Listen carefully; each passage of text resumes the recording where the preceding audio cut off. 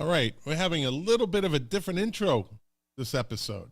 A little bit of a different intro. I was having some technical difficulties, and the people at Restream, who are amazing, and Restream is an amazing product that I use to do my live streams and then upload my audio to my podcast. They have been above and beyond as far as customer service. So what I'm going to do now is I'm going to play the intro. In the past 3 weeks, if you've noticed and you're listening on the podcast, there hasn't been an intro maybe the last couple of weeks. And prior to that, there was an echo in it, and I really couldn't figure it out. So they have gone above and beyond. And so I'm going to play the intro as I have in the last 3 weeks, which the last two have been cut off. I just went right to the podcast itself. So what I'm going to do is I'm going to play the intro now. And if it echoes, it echoes. I don't know. It's one of those things, when they're paying attention, it won't happen. It's like dogs and little kids will prove you wrong every time. Oh, watch, my dog does this trick. No, he doesn't. Oh, watch my child. She's going to do this. No, she doesn't. Now this won't echo. Although I can't hear it, it's only on the replay that I find it. So, without further ado, here we go. And again, the people at Restream are amazing, and I think they're watching right now to see what happens. So, here we go. You're all part of the experiment. As Mark Smith said, we're all living in a petri dish right now. A big live stream petri dish and podcast petri dish. That's a pretty good name for a podcast. The podcast petri dish. Don't steal my ideas. This podcast is sponsored by Great White Hot Sauce. It's a small batch, handmade hot sauce made specially for you. So if you like hot sauce, you'll love Great White Hot Sauce. It's the hot sauce that bites back. Find it at www.trygreatwhite.com.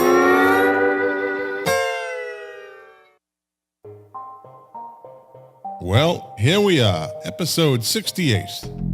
On this episode, once again, I have Mark Smith from the Music Relish podcast.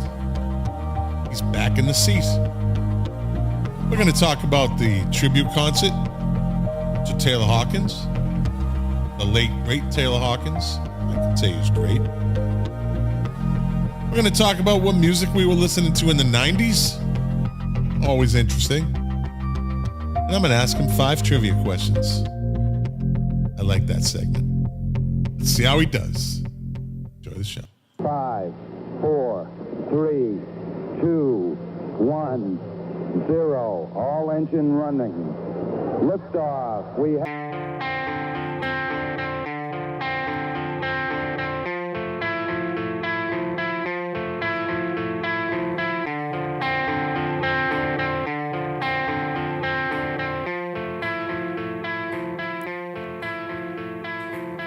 The KOFB studio presents Milk Crates and Turntables, a music discussion podcast hosted by Scott McLean. Now, let's talk music. Enjoy the show. Thank you, Amanda, for that wonderful introduction as usual. Welcome to the podcast. You know the name. I'm not going to say it.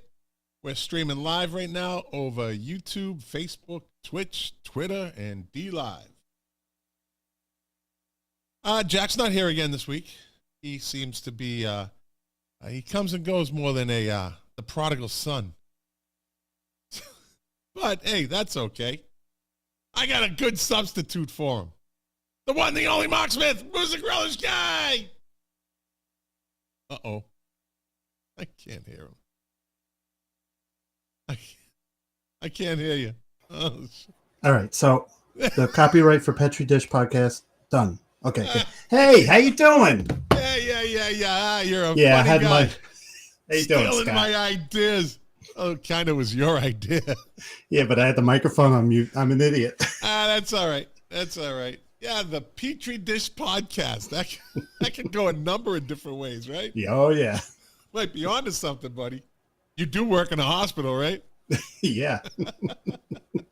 Are there stories that come out of hospitals? Oh God. Yeah. Soap I opera think- stories, Oh. drama stories, comedy It's- stories. It's an environment that's under intense pressure all the time. So there's stories.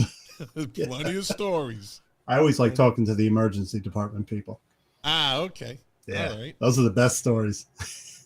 So what's been going on in Music Relish? We had a really cool show. It was me. I was slow. We talked about cowbells this past week. It was cool because everyone thinks of the normal cowbell stuff, but we brought up some good songs that you didn't, cowboy. Yeah. So, yeah, and then we talked about the Taylor Hawkins tribute, which just looked incredible. I haven't heard it yet, but it went good. We had a What great was time. the first thing you guys talked about? Cowbell. Yeah. You got the prop. We should have had something like that. I got the cowbell. Yeah. I got the cowbell. Ah, buddy. And we're forbidden from mentioning Don't Fear the Reaper because Tom Spallone says no talk of BOC, no talk of Steven Wilson, and no talk of REM. What? But when I do mention any of them, I do this, just for Tom. Why can't you talk about Blue Oyster Because Cult? we talk about it too much. Lou's a big BOC fan. I'm a big Steven Wilson Porcupine Tree fan. And Perry and Lou are both huge REM fans. So he kind of said we're talking about him a little too much. But he's probably right. So you're the ELP guy, right? Yeah. Okay, so my wife and I, Dr. Vera, we were out to dinner the other night with another couple, Dr. Perman and his wife, and come to find out that he's in a band and they do like Steely Dan. They do a lot of, like classic rock stuff, and they like contemporary jazz and stuff like that. So the question comes up because then it just turned to music between me and him, and the wives just kind of sat there, right?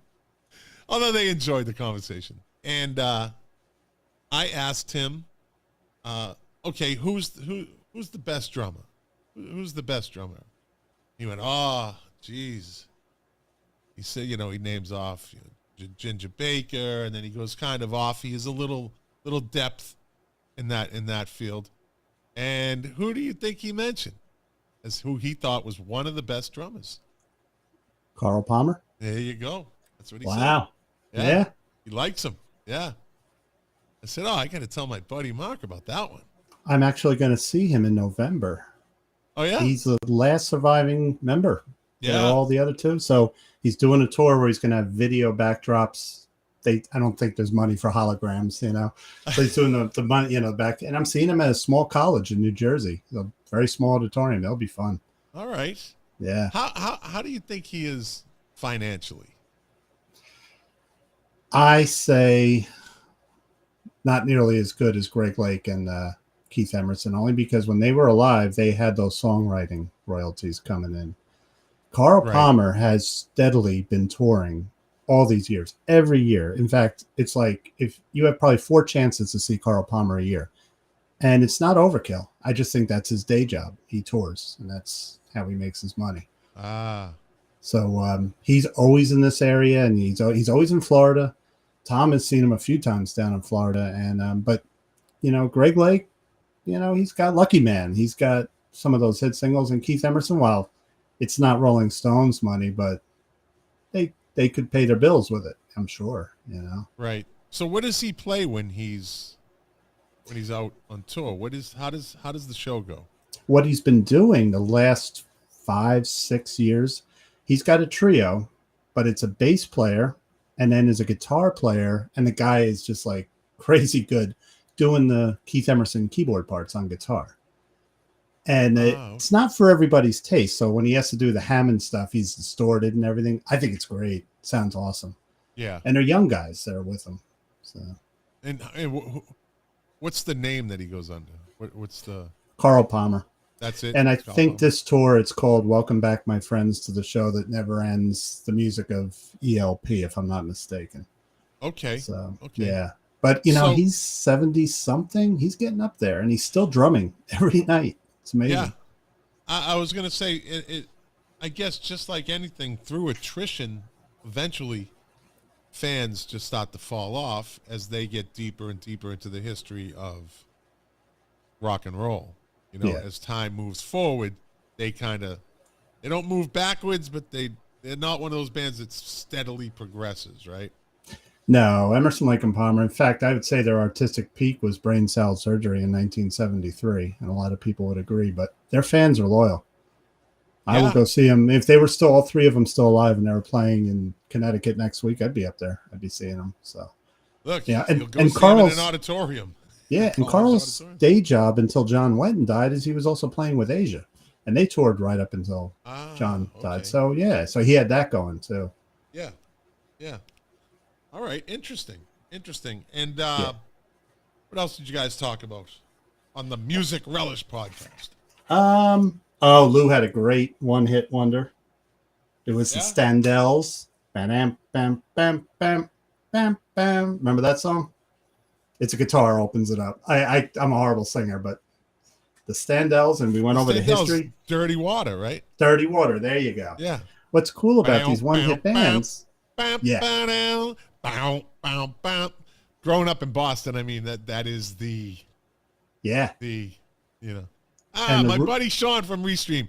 Hey, listen, if anybody out there, I'm sorry to interrupt you, Mark. If anybody out there does a podcast, does a live stream, and they do it remote with maybe someone from another town, another city, another state, another part of the world, Restream is the way to go. These guys are fantastic, and I'm not just saying this. Their customer service, I had a little glitch for the last month, like I said at the beginning of the podcast. I was on the help desk with somebody for at least an hour and a half. They did everything possible, and they didn't leave me hanging. They did not leave me hanging. They basically said, we're going to get Sean. And Sean's evidently a bigwig. He's one of the bigwigs. He actually did a face-to-face with me through Google. And listen, they helped me out immensely. I can't recommend them enough. If you're doing a video, if you're on one of those other video platforms, dump them. I'm telling you. Restream it's almost perfect. Nothing is perfect, but Restream, for what I need, what I do, what you need, what you do, as far as live streams and podcasts, they're the ones for you. I'm telling you, give them a try. And that's not a plug because Sean's watching. That's the truth. Oh, no, you were talking to me before the show about them. See? Yeah. See? I'm telling and you. What did I say? I said, nothing's perfect, especially in digital. Things happen. It's how they help you. And they help. That speaks volumes. Yeah. They have never let me down. Am I sponsored by Restream? I wish I was sponsored by Restream. Sean got me. Wait, hold on. Elbow cough. I work in a hospital. Yeah, there you go. And see, Restream offers that. They can you can mute your mic. Watch, as I'm talking, and I know people like it when I mute myself, but hey, they give you that option. It's good. It's a good on-the-fly program, streaming program. So, yeah, that's my kick for Restream. That's my push. That's my plug. And they're the real deal. And Sean, thank you and your team. I appreciate all the things you do for us, people that use this wonderful product. So, yeah, Sean just said, have a great stream. Let us know if we can help. And I told you, Mark, Sean would be watching. I said, he said he's going to be there, and he was there. Thank you very much, Sean. Thanks, Sean. Tell your team I said thank you also. All right. On with the show. So, you guys talked a little bit about the concert for Taylor Hawkins. Oh, for the Standells. But then we went on to... Yeah, well, I was saying about when we do these one-hit wonders, you look at the history of these bands, and that's where we have really interesting conversations. Like, these guys had one hit, but some of them have quite a history. So, and they're still together. They're still playing. Go figure. Yeah, after all those years. One-hit wonders. You know, what amazes me about some of these one-hit wonders is... like Tony Basil, okay? Tony Basil. We all know who Tony... If you grew up in the 80s or, on the fringe of the 80s, you know who Tony Basil is. Right. She'd been around for a while before that, choreographer, etc. Did you know she has a greatest hits album? No. Yes, she does. She has Is a it- greatest hits, and it's not 8 versions of "Oh Mickey." Is it called "Take the Mickey Out of You"? It's not. There's no remixes. None of that. None of that. She has a greatest hits album. And there's one hit wonders that actually, I don't know how they got a record company to do that. It takes a little money, doesn't it?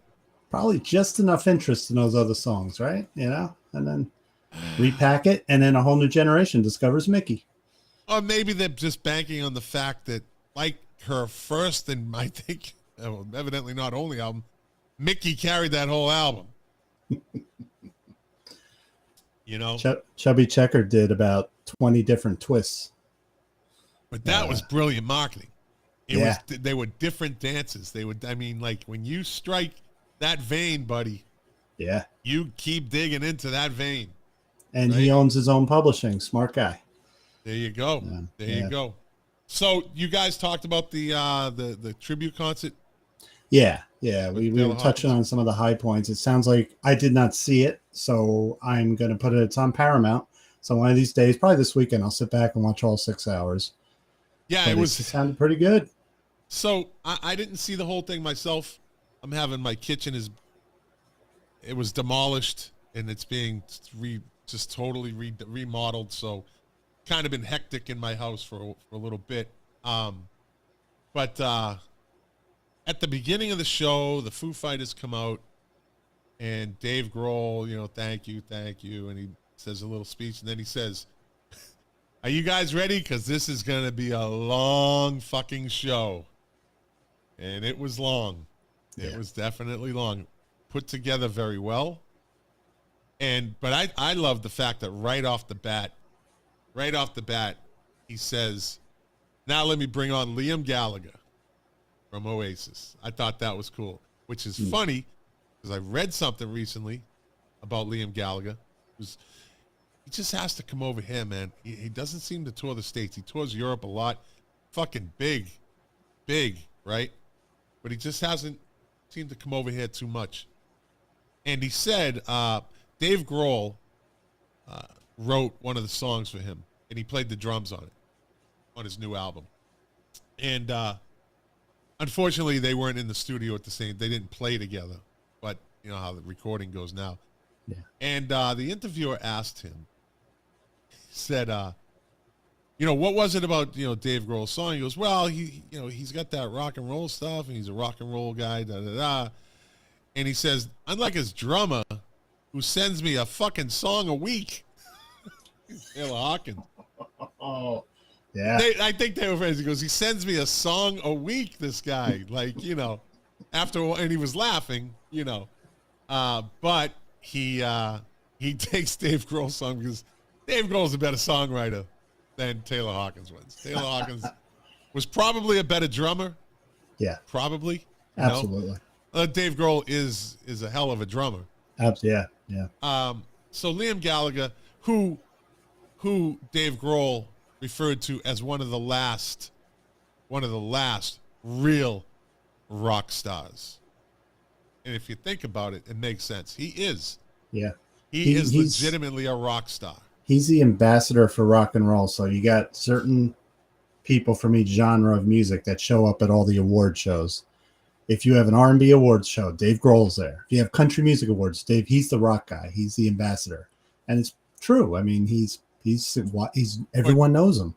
He's the one that he called Liam Gallagher one of the last true rock stars. Oh, okay. Yeah.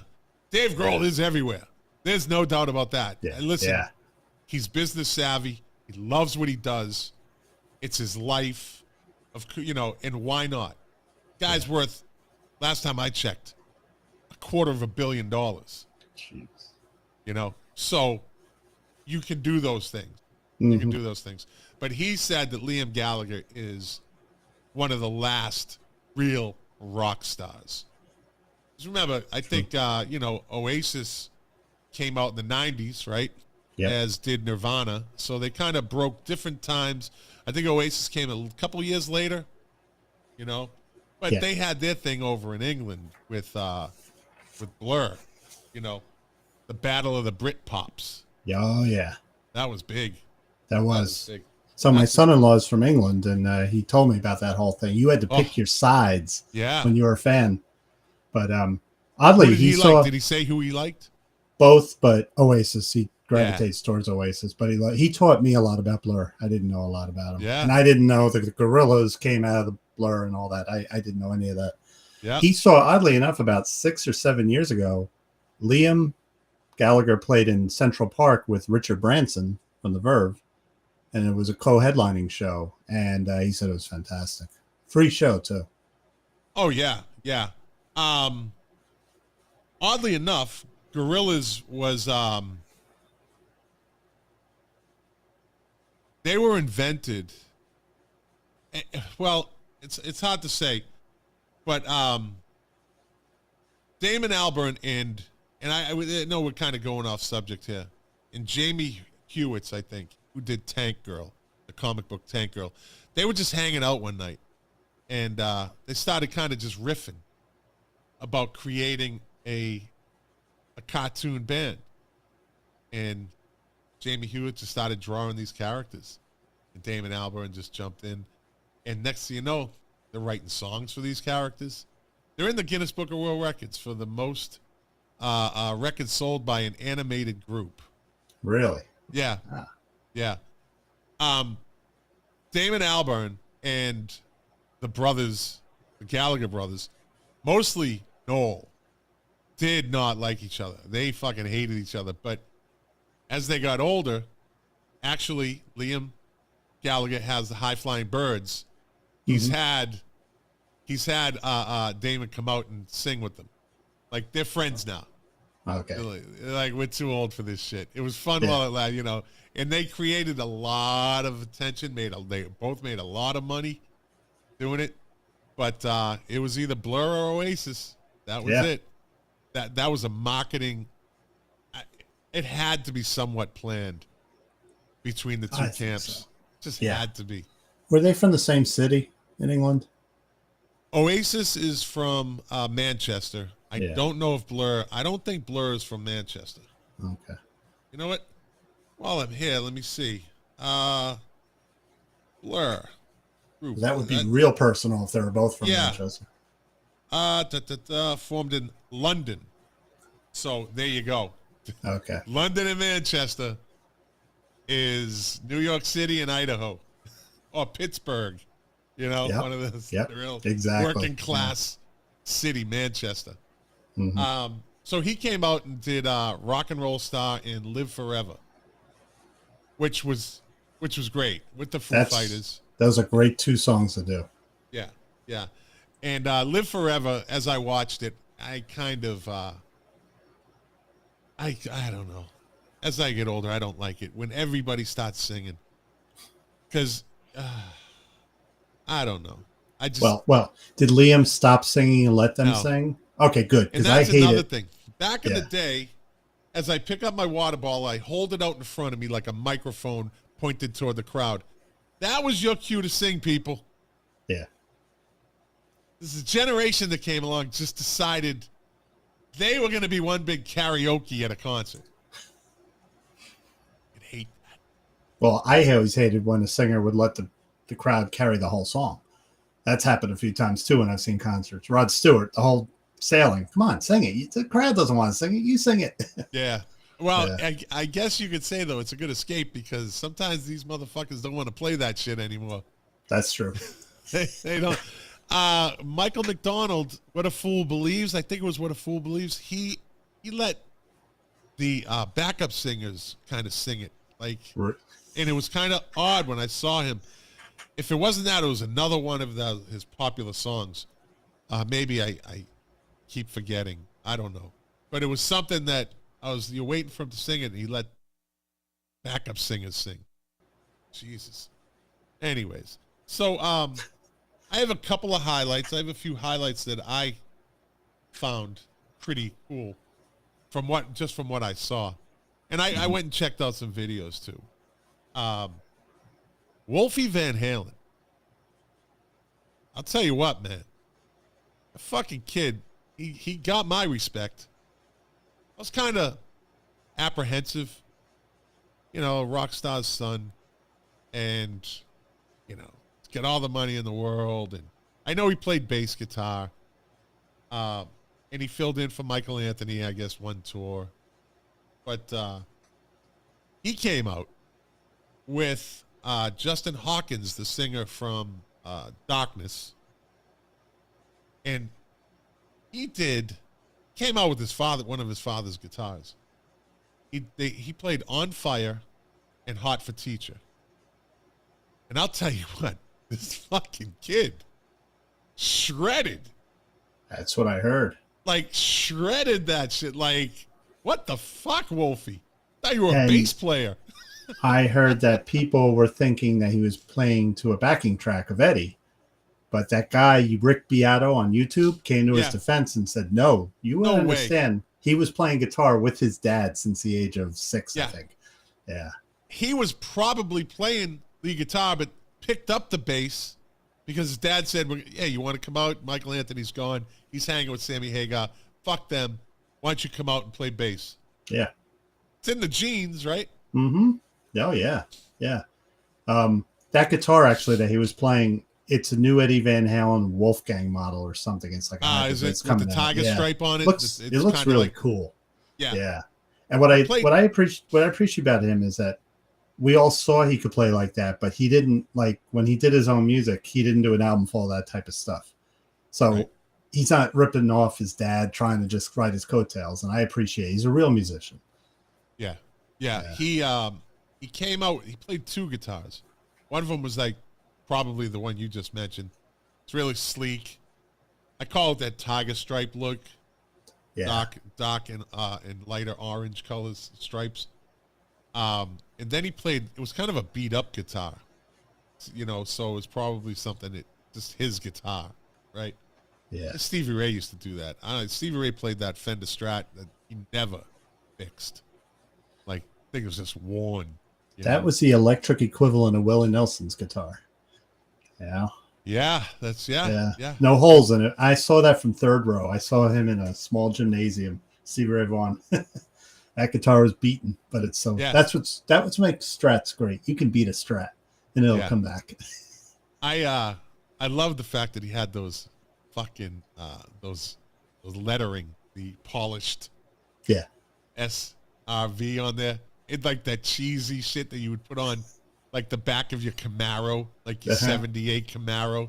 You'd put it on the back window. He just didn't care. He's like, this is. I forget what he named it. Like Jimmy or something like that. And the hat with the feather. I love that. You on about him, buddy. You do another show on him. So, and the guy Justin Hawkins from Darkness, or as they say in the Midwest, Darkness. I can say my R's, but I have to do it with a Southern accent. Darkness.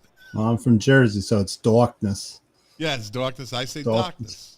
Darkness. The Darkness. He did a good job. He did a good job singing those songs. I don't follow them too much. I'm surprised they're still together because they were kind of like that song they had that was popular. It was just kind of a rip on the 80s metal. It was like a parody. Yeah. It's a good song though, but it's that they hits all those. What is that song? It's actually not a bad song, but no, it's not. It's catchy. They evidently had have a following, so keep doing it. So so Wolfie just tore it up, did a great job. Then Rush came on, and Dave Grohl took the place behind the drums, and evidently Taylor Hawkins he got up on stage with them in Montreal one concert, and played a song or two with them. And Dave Grohl had stated that not only was it was probably one of the greatest nights Taylor Hawkins ever had, but Dave Grohl said it was one of the greatest nights I ever had watching him play with Rush. I mean, this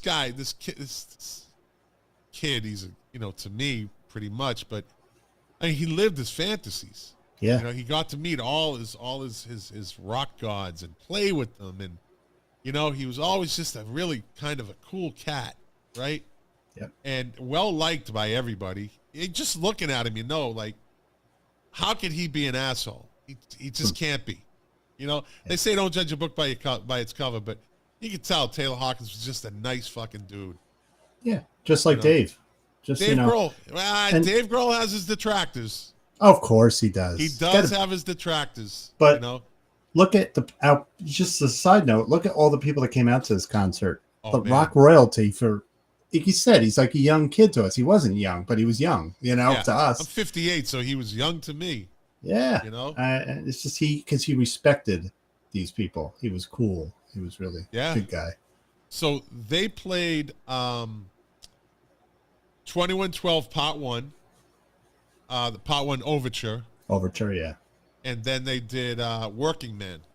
Mm-hmm. And those guys are just fucking autopilot. They still got every time. Yeah. Yeah. Just fucking autopilot. They still play good. You know, I think the way that they set themselves up, it was for longevity. Doesn't matter, not like, you know, the young Van Halens, these young bands like Motley Crue did not set themselves up for longevity. You know, when they got old, they fucking looked old. Yeah. You know, when they put on weight, you noticed. You know, when they started losing their hair, you noticed. But Rush is one of those bands that were just built for longevity. They weren't focused on their looks and their look. They had to a certain extent. They are rock stars.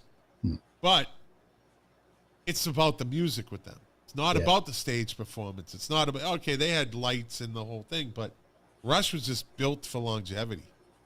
And don't get me started on Rush because I'll talk for 4 hours. But one thing, best friends, soulmates too. They were just right to the end, best of friends. They got along with each other. You don't see that in many bands. Like U2. Yeah. U2, they've never even come close to breaking up. And if they did, we would have known. Yeah.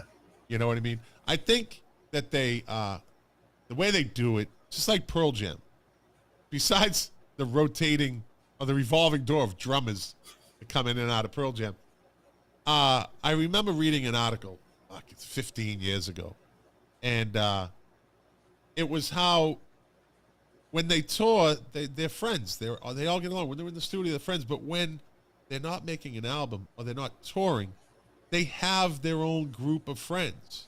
Yeah. They don't stay with each other constantly. They figured out how to just make it work.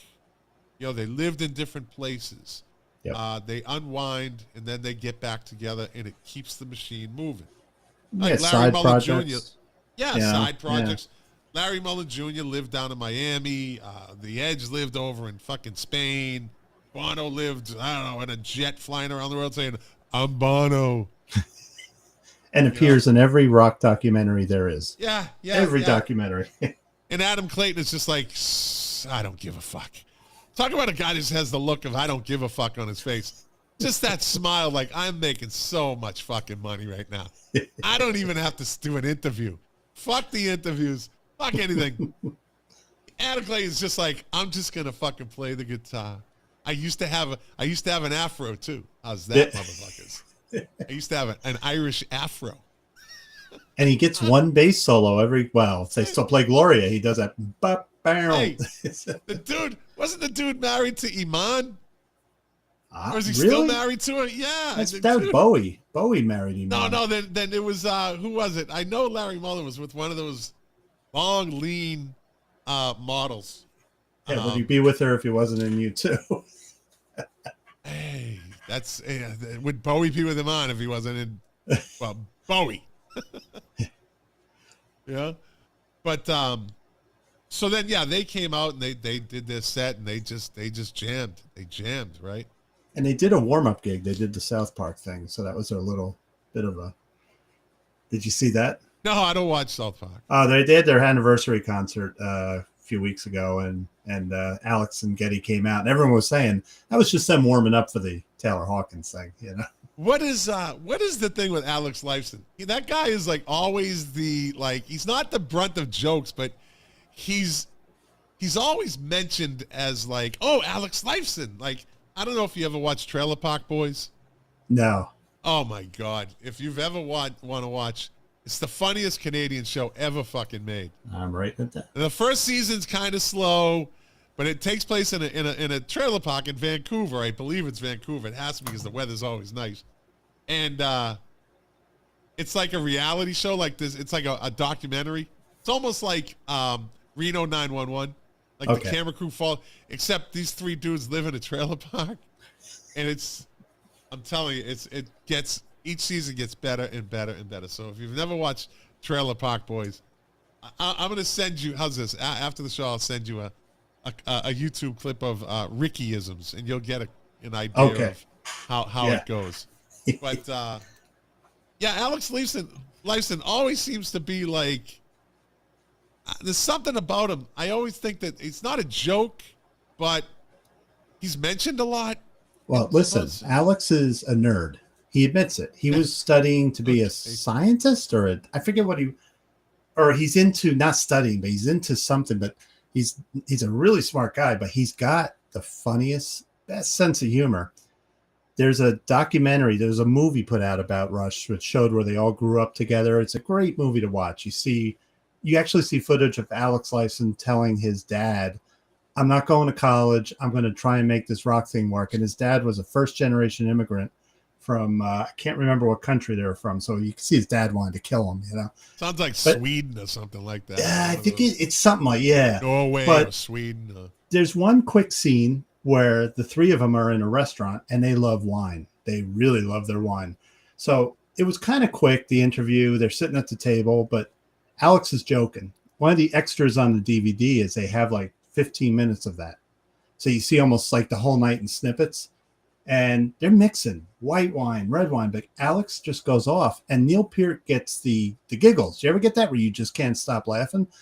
And just, he's going and Peart's just ready. His head's going to explode, He's really a funny guy. That's probably the best image for me. Like, these guys are really fun and they love hanging out with each other.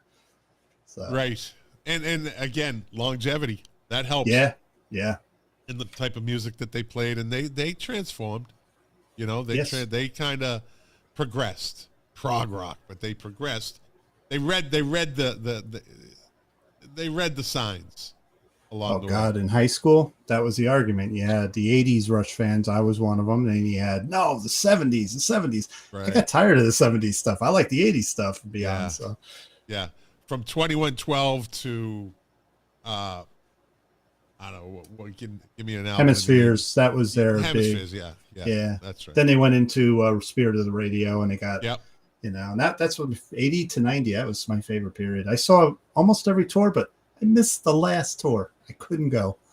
Kicking myself. I've never seen them. It's one of the bands that I've kind of, I had a chance to go see Bruce Springsteen down here in Hollywood. I have no desire. Not at this point. Okay. That made me a fan seeing him. I hated him, and then I saw him live, and I became a big fan. Dude, at dinner the other night, this guy, Dr. Perman, he knows a lot. He knows a lot of musicians, and there's a picture of a selfie of his wife. It must have been at some sort of show or something. And he holds his phone up and he goes, "Real quick, who's that?" And I looked. I said, "Not Woody Allen. It's Bruce Springsteen." He has on these fucking glasses, and he's kind of looking up at the camera. He goes, "That's Bruce." And I looked, I went, "Holy fuck, it is Bruce Springsteen. He looks like Woody Allen." He goes, "Yeah. Yeah. His stylist definitely didn't do him any justice." Looks like Woody Allen with the, What is that they say? Don't want to meet your heroes. You may not like what you see. We've said that a couple times in the last month on this show. Yeah. Yeah. So then they came out. It was, well, before I get to the last song, Dave Grohl's daughter, Violet Grohl, is fucking amazingly talented as far as singing. This girl has the fucking voice of an angel. Go check her out. Go check out video. She sang 2 songs. She sang 2 Jeff Buckley songs. Oh. And her voice is, I mean, I did a little, I went down a little rabbit hole on YouTube, and there's a video of her when she was like, I don't know, she's 16 here, so this was like when she was 14. He brings her on stage a couple years ago. She looks totally different. She looks like a 13, 14-year-old girl, right? Mm-hmm. And she's kind of awkward. And Dave Grohl starts telling the story about how, like, he said, we're going to do an Adele song. Oh, no, he asked her, what's the song we're doing? She goes, oh, it's When We Were Young or something by Adele. He goes, oh, yeah, Adele. He says, we did this at her talent show. Okay, first of all, imagine going to your fucking school's talent show to see a kid, and Dave Grohl rocks on stage with his daughter. It's playing guitar, like acoustic guitar with his daughter. Like, that's a free fucking concert. Right? So, on the video on YouTube, the girl, like, and he said at one point, he said she has said to me that, no, I've been told by my family I don't even have the best voice in the family, right?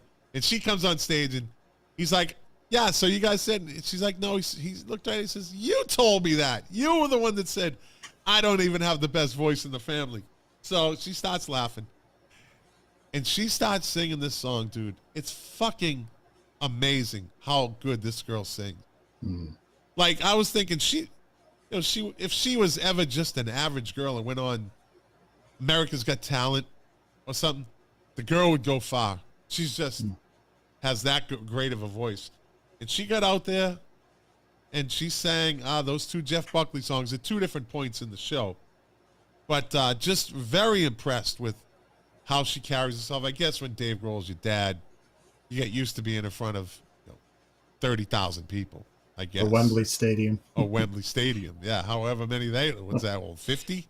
Oh, 60, Dad, 70? you're only having me out at the Garden. There's only 20,000 people there. Yeah, come on, why you do this to me? You're so cheap, Dad. But if you get a chance to go check out a video by her, Violet Grohl, she's just, the girl's got a future. If she wants one, she probably doesn't need one. But I'll tell you who has a fucking future. And this is the last one I have for my high points. I'm sure there's others, but so they got up there and they're going to do the last song, and he says, we have another drummer coming out to do this last song, and it's only fitting, and he's part of the family, and they bring out Taylor Hawkins' son Shane to play the drums, right? Kid's 16 years old, another 16-year-old kid. He gets up there and they play There Goes My Hero. Okay. Oh, this is during the Foo Fighters set. During the Foo Fighters. Yeah, I'm sorry. I kind of okay. jumping around. Yeah. So this is at the show, at the concert for Taylor Hawkins. The Foo Fighters are playing. They're going to finish the show. They're going to finish the night. And they bring him out to play drums with them. And I'll tell you, Dave Grohl said, I don't think I've ever seen anybody hit drums harder than this kid. And this kid does whack those drums, man. Oh, he's going to be in his father's footsteps. Yeah. And, he's probably going to be better than his father. Because this kid is polished at 16. Like, he's polished, right? Like, I'm thinking to myself, he gets another couple years under his belt, and he might be touring with the Foo Fighters. He might be their drummer. He's that good, and he's confident, and he has a little swag, like he has a little smile, and he's not, like, shy, And this kid just fucking busted it out. And that's a good drummer's song. And Dave's looking at that going, Oh, I think they already knew. I think they No, I mean, like, putting them in the band. I think it's that's what I in the mean. works. I think they might, and he probably will tell the kid, it's up to you. Get another couple years under your belt. We are one of the biggest bands in the world. We can't just have a drummer, So, but the kid proved himself. I guess it's the equivalent of Clarence Clemens' nephew playing with the E Street Band. Right. They weren't just going to let any fucking saxophone player come in. You know, you get Yeah. some big fucking shoes to fill.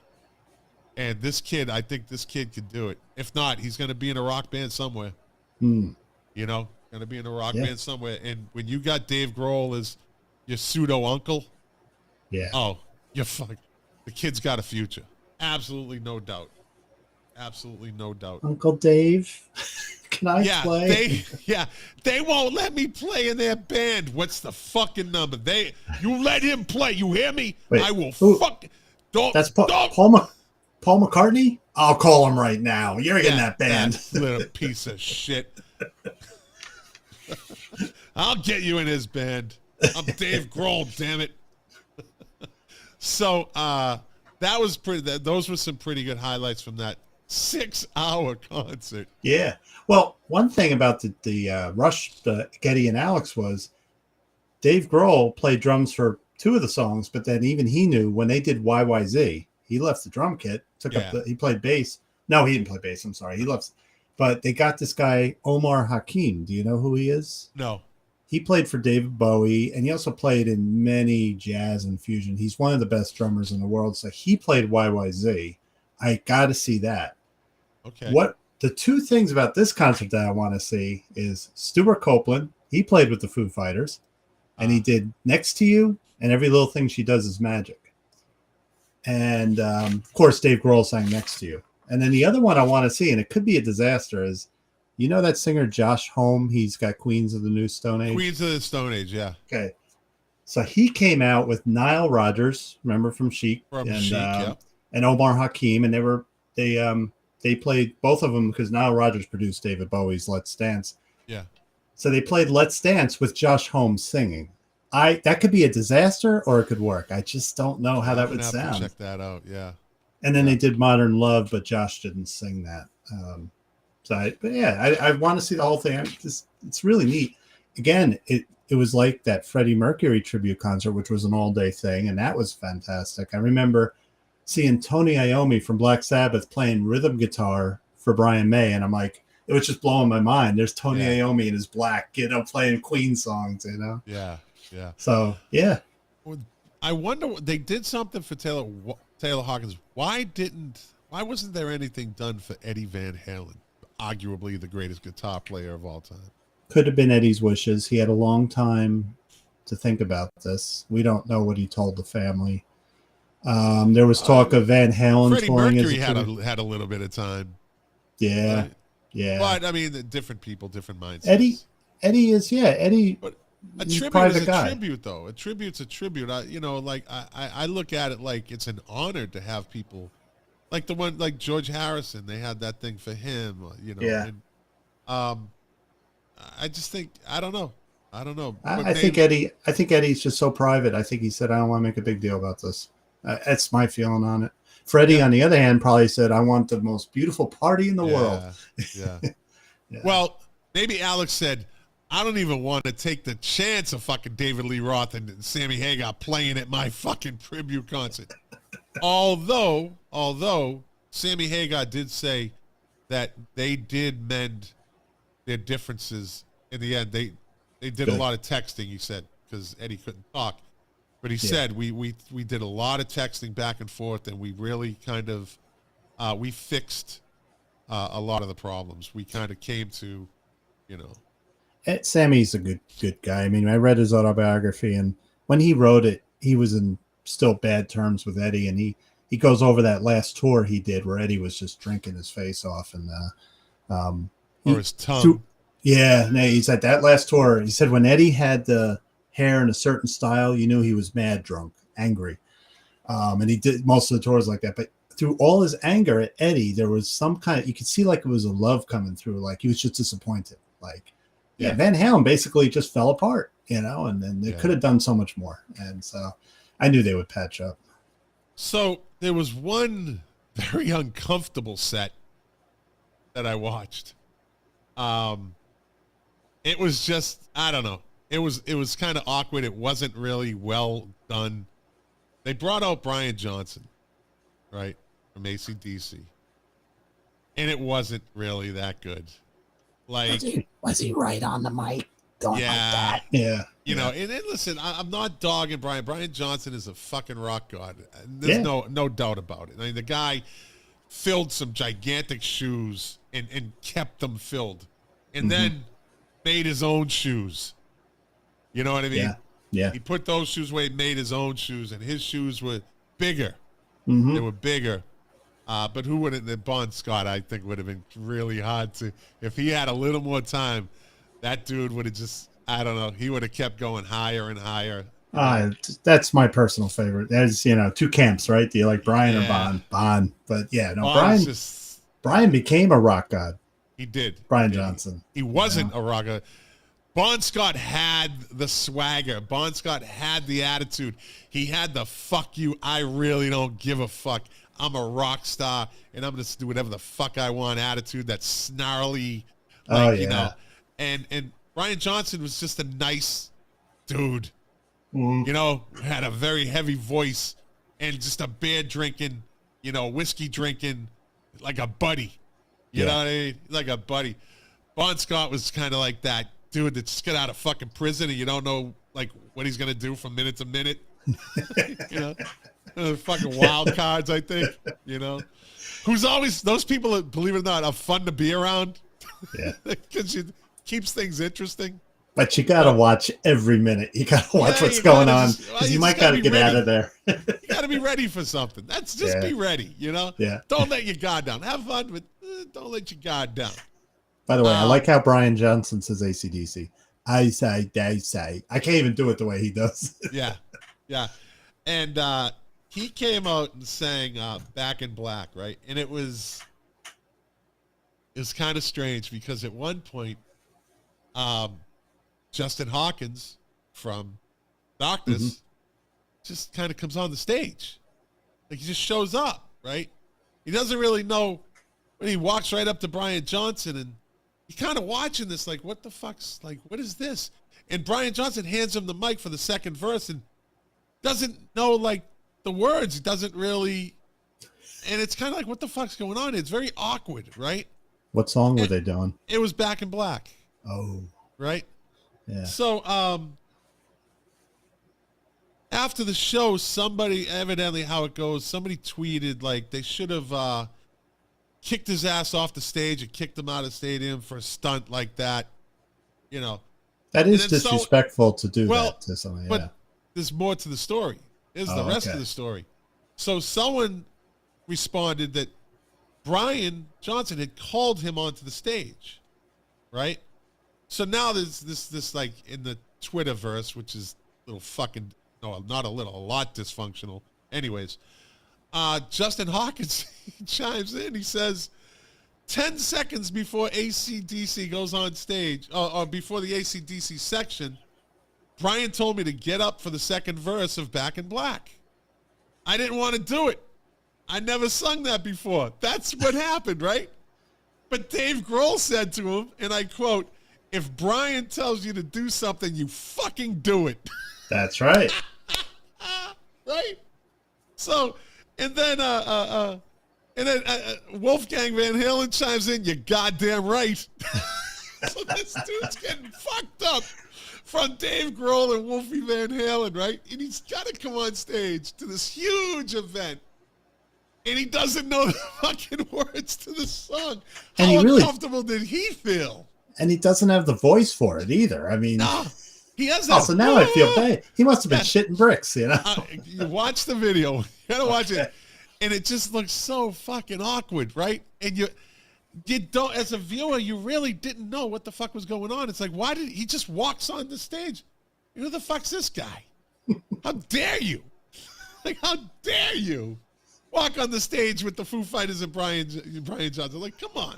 That's the story. That's the rest of the story. Just told me to come on. And now, what was the fucking conversation between those two?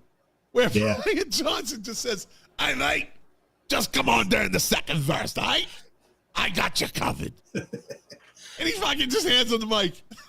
And he's, it's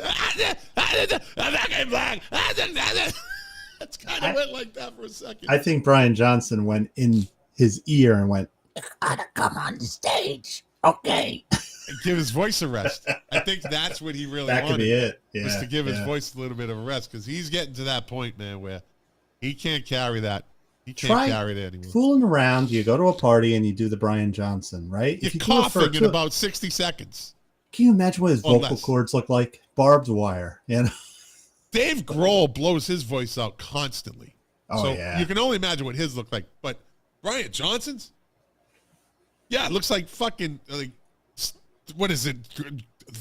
39 grade sandpaper, whatever the fuck that shit is. And he smokes. I think he still smokes. And he drinks whiskey. Well, that helps him. He's a rock god, right? He's a fucking rock god. He doesn't drink Chardonnay, though. Yeah. You're doing good tonight. We're an hour in, and you just got a quarter of it done? Always with you, Scott. I know. I do one glass the whole show. The thing is, it's filled up to here at the start. I saw that. That is not a regular glass of wine. That is a full tanker of wine. You'll never get that pouring in Applebee's or a Chili's. You're gonna buy the bottle for that shit. So that's my take on the Taylor Hawkins tribute concert. It was well done. They did a fucking great job of getting all these people to come in and getting all the music right. And it shows the talent that, like, Dave Grohl has, where he could sit in on with Rush, and he could sit in with this group and that group, and I've said it before and I'll say it again, but that just goes to show you how talented Kurt Cobain is when Dave Grohl is your drummer, right? Yeah. You know, the guy he's a genius, a musical genius, and producer. The guy just has it all. But so those are the highlights and the low light. You remember when that first Foo Fighters came out? We all do. And Dave Grohl from the drummer. Yeah. What? And I listened to it, and then he played all the instruments. I'm like, wow, he's good. Like, he's really good. It was almost like a George Harrison doing All Things Must Pass after the Beatles broke up, you know? And, love them or hate them. A lot of people hate the Foo Fighters, but they've been putting out quality music. I like them. Do you know what their most popular song is? Everlong. Yep. And I think Howard Stern had a big part of that. So remember, he was on and he did the acoustic version. Yeah. There's a couple of versions of that, I think, on Howard Stern. Actually, it's not him, but yeah, it's a great song. No, like I think he's on a couple. I know that there's a couple of versions. I know he did Everlong a little slower on one time. I think he came on more than a couple times onto the Stern show, and I remember hearing it on when I used to rape Napster. Oh, I used to rape. Well, Napster was giving me the tools.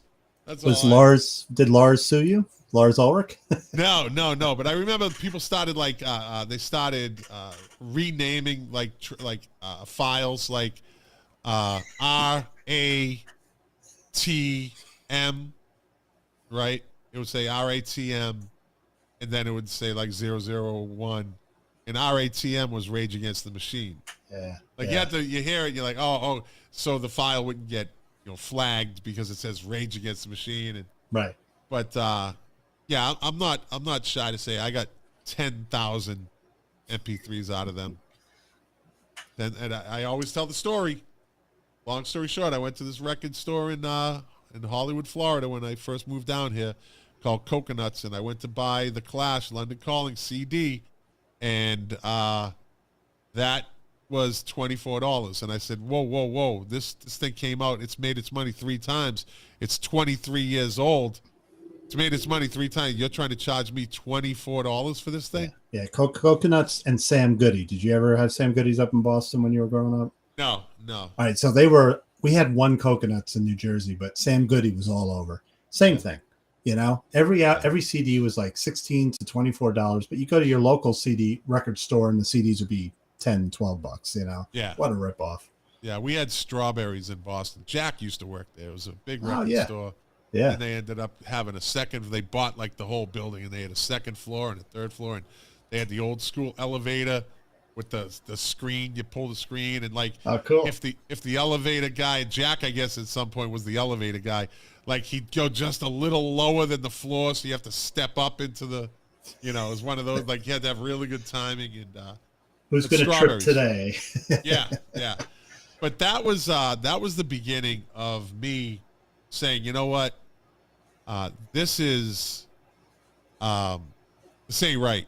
This ain't right, because what these people are doing, these record companies are doing it, where they were taking advantage of the vinyl generation. Yep. And they're like, oh, all these people are going to want to replace their vinyl records with CDs now. Like, and it was kind of a thing. Like, you were going to go get the Clash, right? Because you can't play the album anymore because you don't have a turntable and speakers. And I just said, no.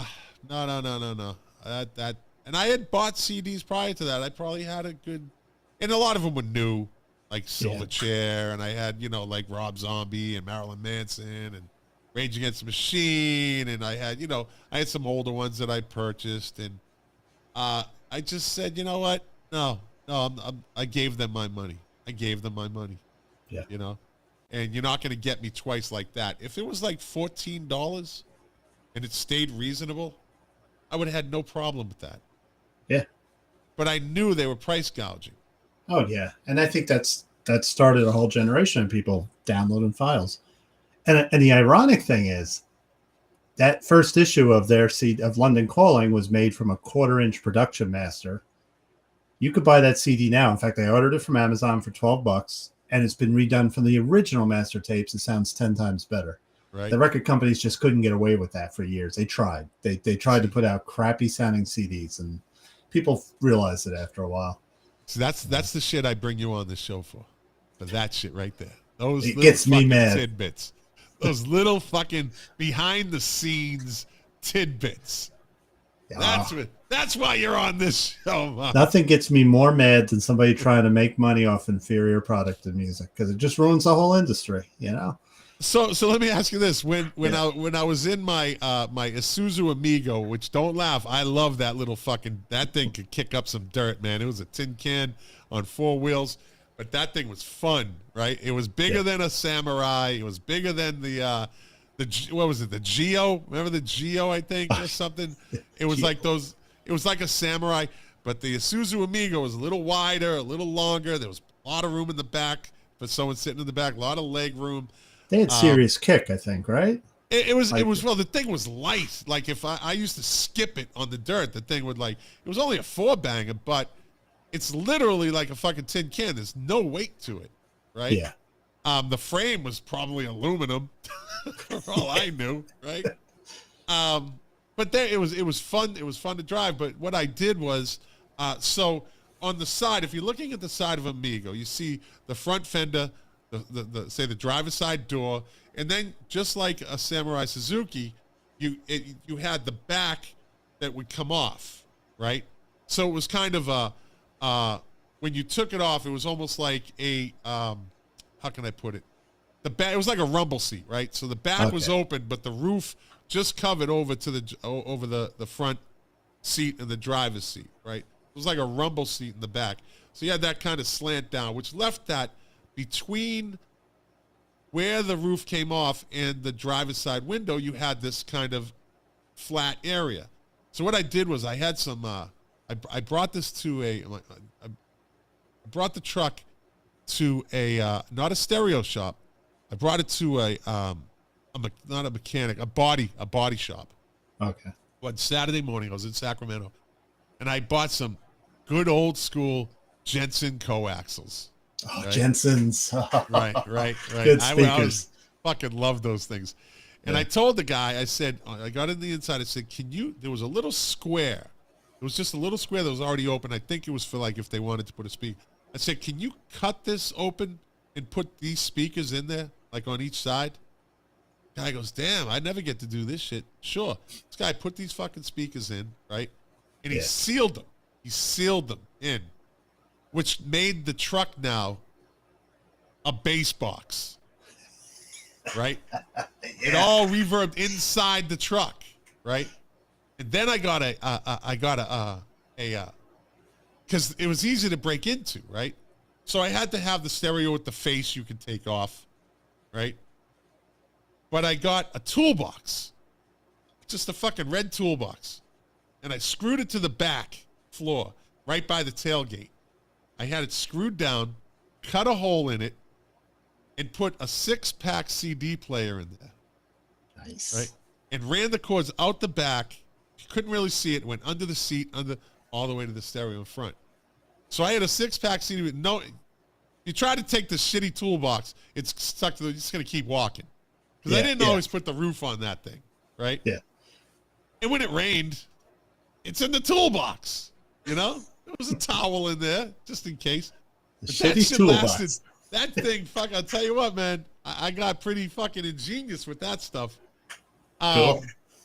Yeah, so I had that, and I would get these CDs like, you know, Marilyn Manson, and they would just fucking crank. So my point to the story is, at a certain point, it gets so loud, I don't think you realize the shitty quality that you just bought in that CD. Yeah. Do you agree? I agree. You know, and cars are not. That's not where you want a quality audio.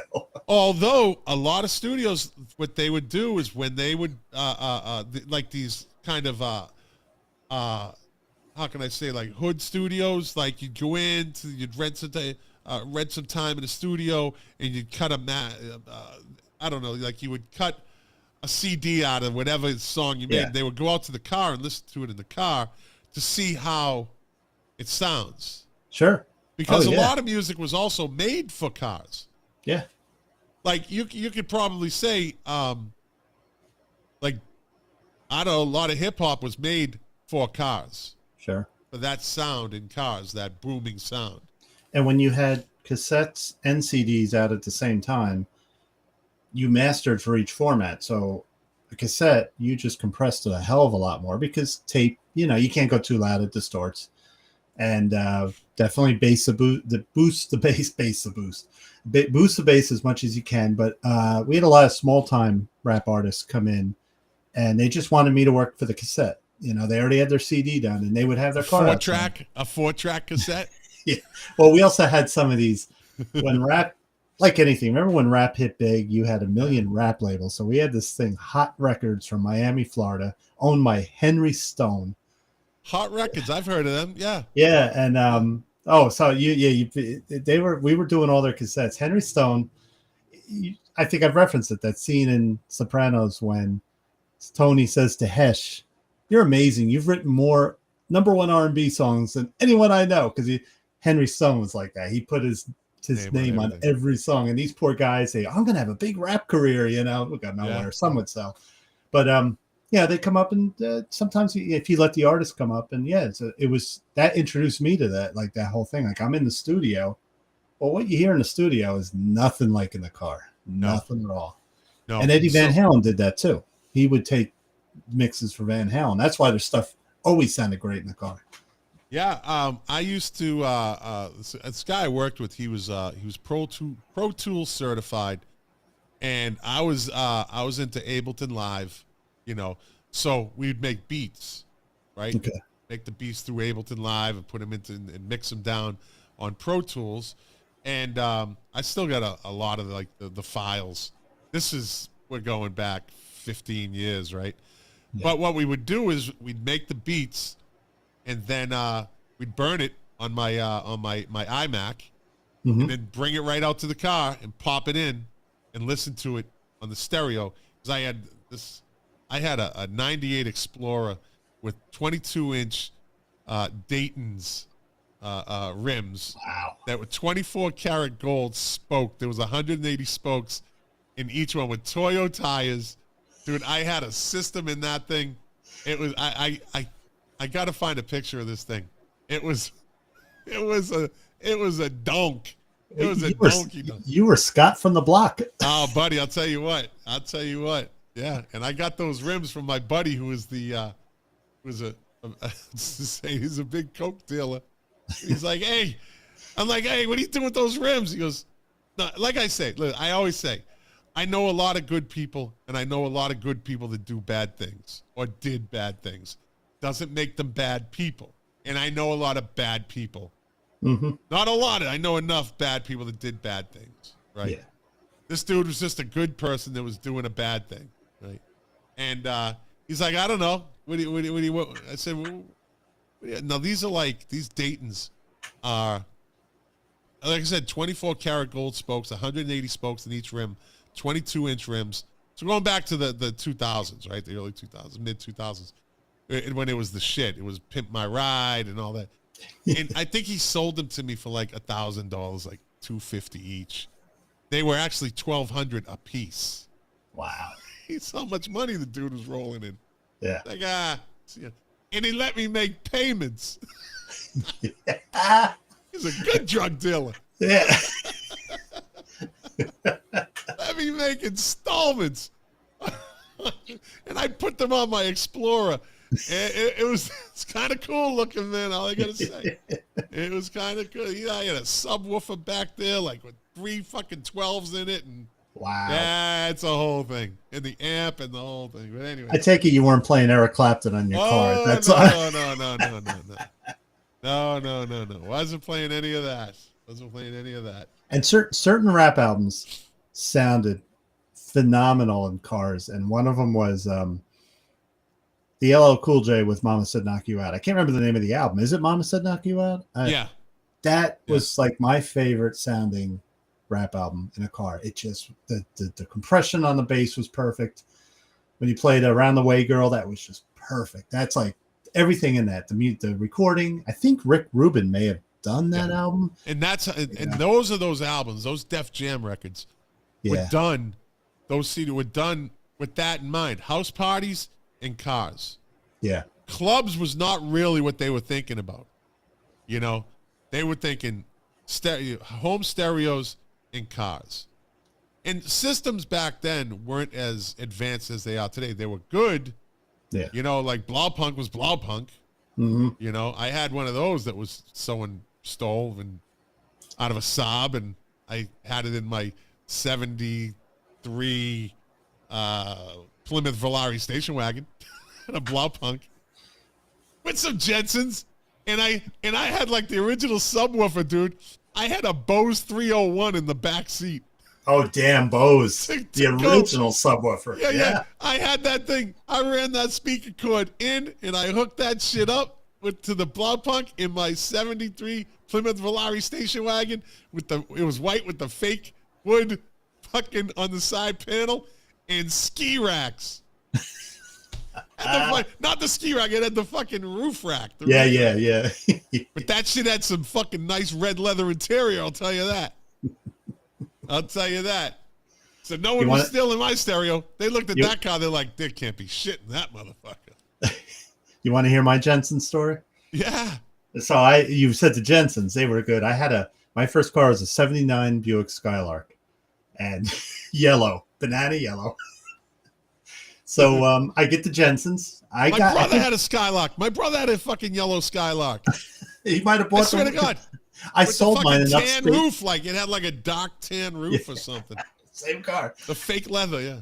Yeah, so I got Jensens, and me and a friend of mine, we spent the whole weekend. We cut the back, behind the seat, the little roof there, putting the Jensens behind the back seat. And we did a great job, and they sounded great. And then the last year of high school, senior year, Pink Floyd were playing at Nassau Coliseum in Long Island. And of course, Mark's got a car. He can drive from New Jersey to Long Island. That's a long ass drive. So we drove out. That was a concert that they videotaped and recorded for the Delicate Sound of Thunder. And we're in the show, and I'm seeing Pink Floyd. I'm like, this is great. We come out. I'm walking up to my car as we're walking, and I go, guys, did it rain? And they go, what do you mean? I says, my car's like wet. And they said, that's glass. They so got you. Dashed in the back window, took the speakers out, and got the stereo, my tape player and everything. So we drove from Nassau Coliseum. It was November, with the back window wide open, bringing all the exhaust in, going over the Cross Bronx and Expressway through the Bronx. Coldest night. Oh, man. So every time I hear Pink Floyd, I get a little, sad. Yeah. Fuckers. They got you. At a Pink Floyd concert. I know, right? Right?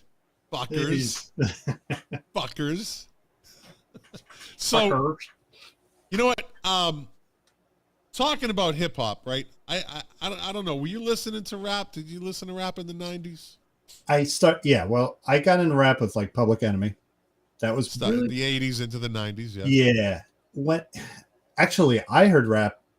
Oh God, 79. What was that big hit? Sugar Hill Records. Sugar Hill Gang. My sister she went to Rutgers University. Everybody played that. Opened up my mind so much music, and that was great. But yeah, when Public Enemy to me were the heavy metal of rap. They were just so good. Like I loved it.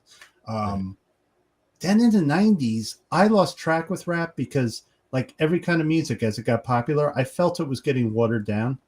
It goes into a lot of things. I lost touch with a lot of stuff in the 90s.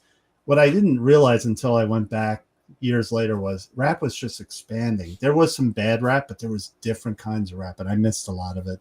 There was jazzy rap, like Blue Note Records had some rap artists that were sampling jazz. I should have paid attention. I probably would have discovered a lot of good stuff. The beauty of music is you can always go back and find it. Yep. Now, exactly. The 90s was the golden age of rap. It was the golden age of rap. It had evolved. It had started to become more polished. Mm-hmm. There was more technical aspects to it because the equipment started getting better. The recording studio started getting better. And they realized they were onto something. And you had this explosion of, rap artists, rap groups, hip-hop artists, whatever you want to call them, that said, I can do that. I want to do that. I'm going to do that. So it was almost like rap in the 90s, I equate to the British invasion, right? Yeah. Except it was within the United States. You just all of a sudden had this surge. And you had some older groups, but you had these other groups coming up in the 90s. Now, I got a list of, and this is a hard list. This for me is a hard list to make. And these lists are always subjective. And they're always subject to change, right? Like, as I went through all these songs, I actually bumped some off. Like, I bumped off Jay-Z's Hard Knock Life, right? I give that a honorable mention because that was an absolute unique song. Yeah. You sample from a fucking Broadway play, dude. So that's some brilliant shit right there. Yeah. And you make a fucking hit out of it, So this isn't in any particular order, but these songs, along with the hip hop artists, 10 songs that I just look back and go, these defined hip hop, and I don't think it ever got better. I think this was the golden age, just like they say the golden age of movies. But movies were just fucking good. Yeah. There was no pretentiousness. There was no... hip-hop is full of messages, but that's what it's about, so you understand that, so it doesn't really affect anything in the song. Yeah. Unless you're a fucking, a metalhead. I have friends today that still refuse. Fuck that rap crap, da-da-da. I'm like, dude, you're fucking 60 years old. You haven't evolved. You haven't even taken a chance to listen to something. You just hate it automatically. As a Motorhead, Judas Priest, Iron Maiden fan, yeah, I got the same feeling from Public Enemy and NWA. That's what got me into rap. It was real. It wasn't fake. Right. And so, and these were some fucking good, very talented artists and DJs. Now, back in the day when hip hop kicked off, the DJ got all the credit. Eric B. and Rakim. DJ Jazzy Jeff and the Fresh Prince. Yeah. Right? The DJ was the shit. And Eric B. will always be the shit, but Rakim is the god. To me, he is the rap god. No one's ever been as good since, and before or since. He's had a lot, and that's just, again, subjective.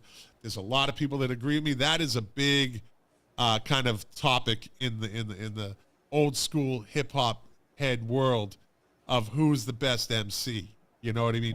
And for those white guys out there and white girls that don't know what MC stands for, It's mic control. They control the mic. They get the mic control. You just taught me something. I didn't know that. Yeah, that's what MC stands for. I thought it was for. MC of ceremonies. No, mic controller, right? Okay. Mic controller. So the first song, these aren't in any particular order. The first song stands out to me. Came out in 1991. Absolute unique sounding fucking band. Cypress Hill. The song is "How I Could Just Kill a Man." Right? Yeah. But be real with that nasally. He has that nasally sound, and he just. And then you got Zen Dog with that deep voice, and the way they just go is fucking like their style is just kind of. And DJ Muggs, who was actually produced all those songs, so DJ Muggs is making a lot of money. Has made a lot of money because Cypress Hill has sold millions and millions of albums, right? Mm-hmm. But Cypress Hill, "How I Could Just Kill a Man." When I first heard that, that was one of those eye openers. Like, and I was into hip hop, right? But I was listening, Big Daddy Kane, Eric B. and Rakim, LL Cool J. You get down the road, Cool Mo D, Fab Five Freddy. Well, he wasn't a rapper, but you go down the line of all the old school hip hop guys. And then you hear this, and it's like this shit's different. But it was 91, so I always say transitions in decades are interesting. You get some. I was saying this the other night at dinner. There's songs that were made in 1965 that if you listen to, you could say that was made in 1957. Because there's always that kind of residual. Yes. But this song was a standout. Then the next song came out in 1993 on the album Enter the Wu-Tang 36 Chambers. Which is one of the finest debut rap albums ever fucking released. And this song, CREAM, Cream. You got Raekwon, Method Man, Inspector Deck, all doing their thing in there because the Wu-Tang is as unique as they come. But it's Cream. Cash rules everything around me. Cream, get the money. Dollar, dollar bill, y'all. And Method Man starts that off. And Cream, I heard that. Fucking, I got goosebumps from that. That song it's till this day. I got it as a ringtone. That's how fucking great that song is. Yeah. Right? So, yeah, Cream by the Wu-Tang. Enter the Wu-Tang, 36 Chambers. That's the album. Came out in 93. I'm writing all these down. Yeah. I'll text them to you, too. Yeah. The third song on my list is Public Enemy, of course. Mm-hmm. Of course. From the album Fear of a Black Planet, 1990. The song... Now that same album had "Fight the Power" on it, which is pretty fucking big. So that's a pretty heavy song. Yeah. But "Welcome to the Terror Dome" is such a different sound. It's fucking fast and furious. Yeah. And it just keeps going. And what's his name? Terminator X, the DJ. That dude was another. That dude was great. All these DJs. Although that's the thing. Wu-Tang didn't really have a DJ. They just did their thing. So Welcome to the Terror Dome, 1990, Public Enemy, Fear of a Black Planet. Then I kind of go in a different direction. From 1991, Check the Rhyme by Tribe Called Quest off of the Low End Theory, which is one of the most celebrated hip-hop albums in history. They were nominated. They were on the list. They didn't get nominated for the Rock Hall of Fame, because that's always it's a hard sell for rap artists. But they're in the conversation because Tribe Called Quest is again as unique as it gets. Look, I'm going to say, in the Rock and Roll Hall of Fame, with a lot of the fluff that's being introduced, these rap artists have more of the spirit of rock and roll than a lot of this fluff that's going in. Yeah, absolutely. Yeah. And Q-Tip has another one of those unique voices. So, Check the Rhyme from Low End Theory, one of the greatest hip-hop albums ever. Then you got this motherfucker broke out. This motherfucker broke out when he left NWA and Ice Cube. Ice Cube with the song Jackin' for Beats. Yes. Jackin' for Beats. I don't know if you've ever heard it. All right. I haven't heard it in like 20-something years. It was produced by Sir Jinx, and the song actually has samples from Call Me D-Nice by D-Nice, So What You Saying by EPMD, Welcome to the Terrordome by Public Enemy, The Humpty Dance, Digital Underground, Big Old Butt by LL Cool J, Heed the Word from of the brother from the X-Clan, right? And there was also a James Brown sample in there. There's always a James Brown sample.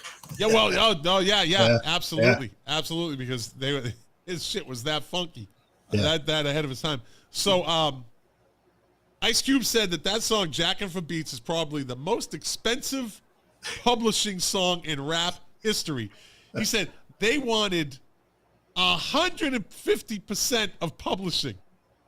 He's like, how do you get 150% out of 100%?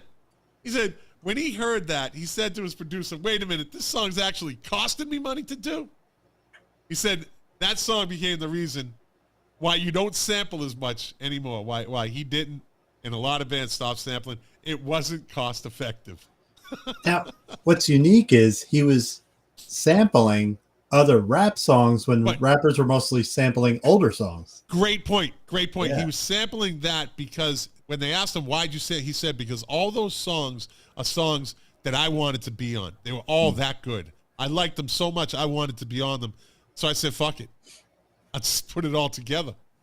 So Jackin' for Beats is a very unique rap song.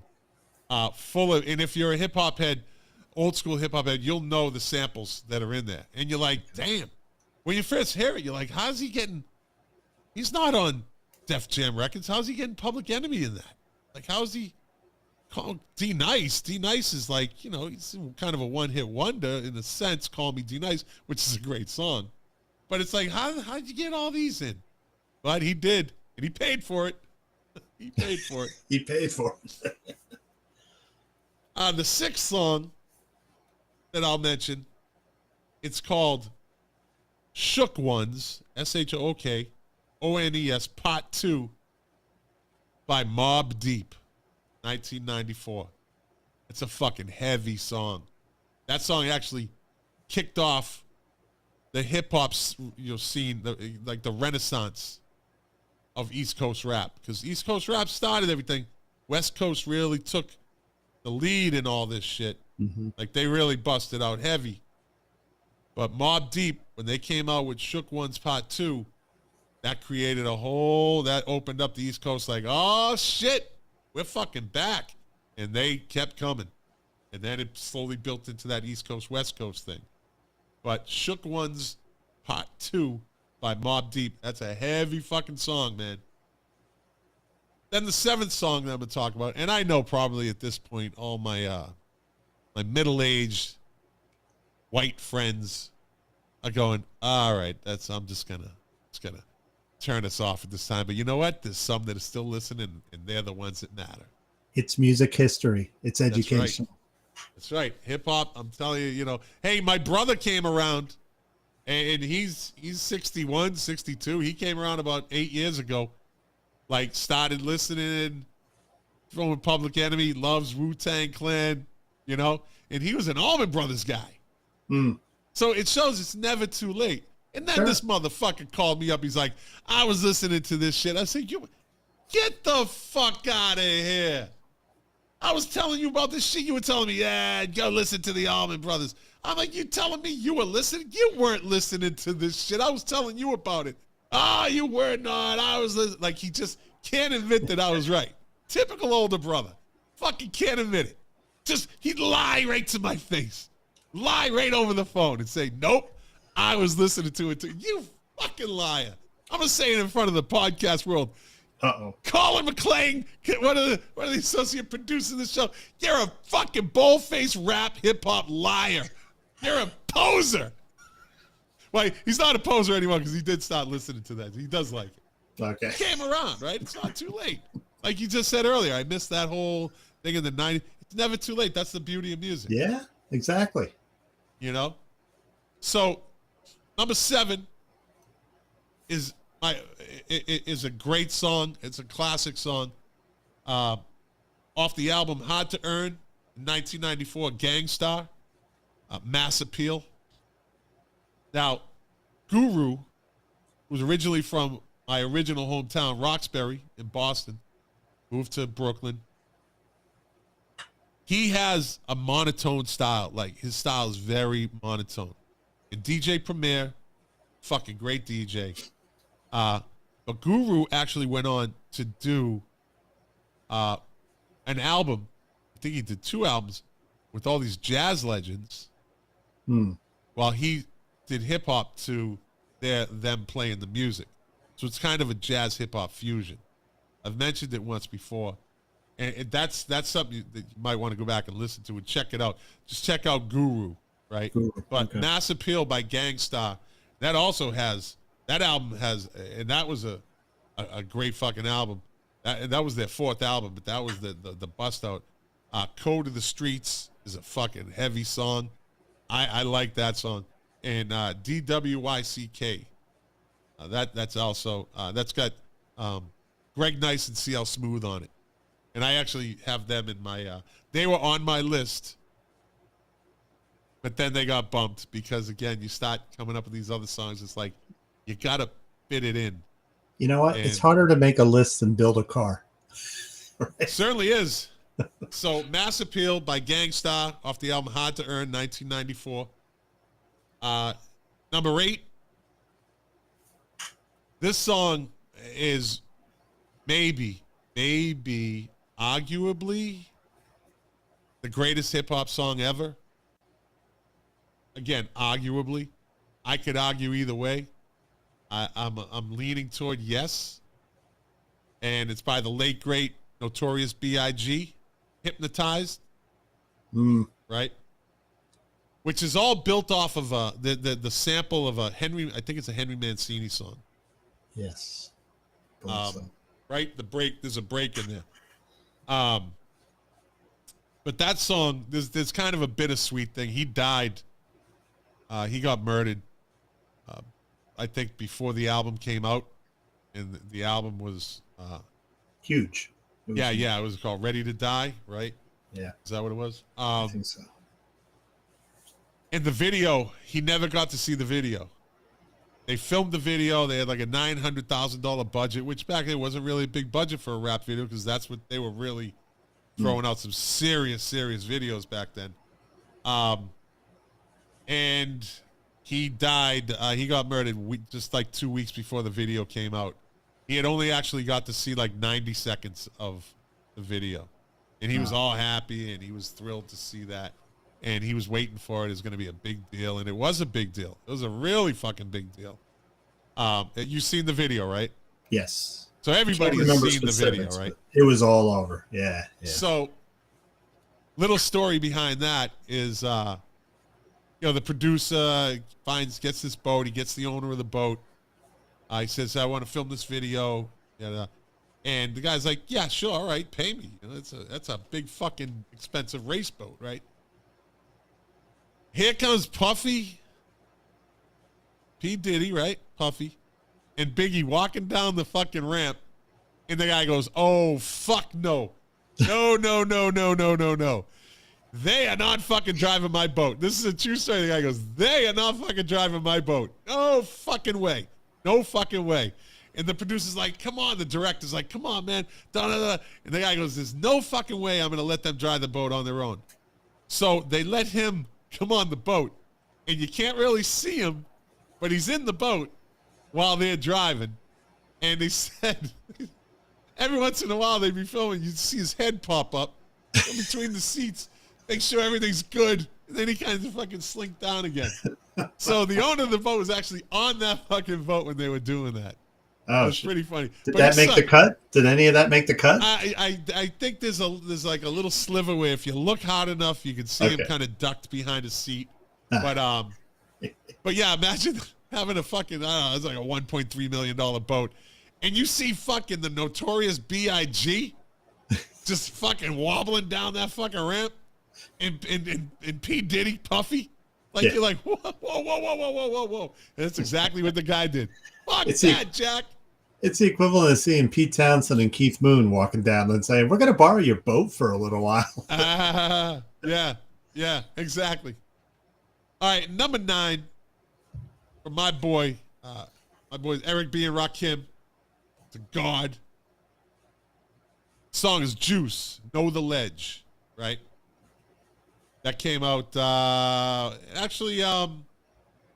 it was off of 1992's Don't Sweat the Technique, which is another fucking great song. And it was Eric B. and Rakim's last album, Don't Sweat the Technique. And it's a fucking great album. They had stopped in 92. That's a long time ago. They had Paid in Full in 1987. They had Follow the Leader in 88. They had Let the Rhythm Hit Him in 1990. And then Don't Sweat the Technique in 92. All 4 of those albums are fucking grand slams. They were just that fucking good together. And I don't know what happened. They made too much money, and one wanted to do more. The other, I don't know what happened. But Rakim is, in my book, he's the greatest rapper ever. His flow, speed, fucking lyrics, smart, intelligent lyrics. If you listen to them, you're like, this dude can put shit together. Although Biggie, you got to juggle that one. It could be on any given day, one or the other. Because I'd say Notorious B.I.G. is probably right there, step for step, with Rakim is greatest rapper ever. A lot of people say Tupac. It's all subjective, right? Yeah. And number 10, the 90's fucking classic. The 90's, this was a game changer. This wasn't the song that launched Snoop Dogg. That would be Deep Cover 187 with Dr. Dre. But Gin and Juice off the Chronic. I mean, do I have to say anything more about that album? No. The fucking Chronic. That's all I got to say. Probably it's in the top 5 greatest hip-hop albums ever. It could be in the top 20 greatest albums ever. If I was to put a list together. That album just fucking exploded. And Snoop was right there. Yeah. But go back and listen to a Deep Cover by Snoop and Dr. Dre. Deep Cover. That's where Snoop broke. Snoop was friends with Warren G. Warren G. And his song, him and what's his name, Nate Dogg. With that, they did. I forget that.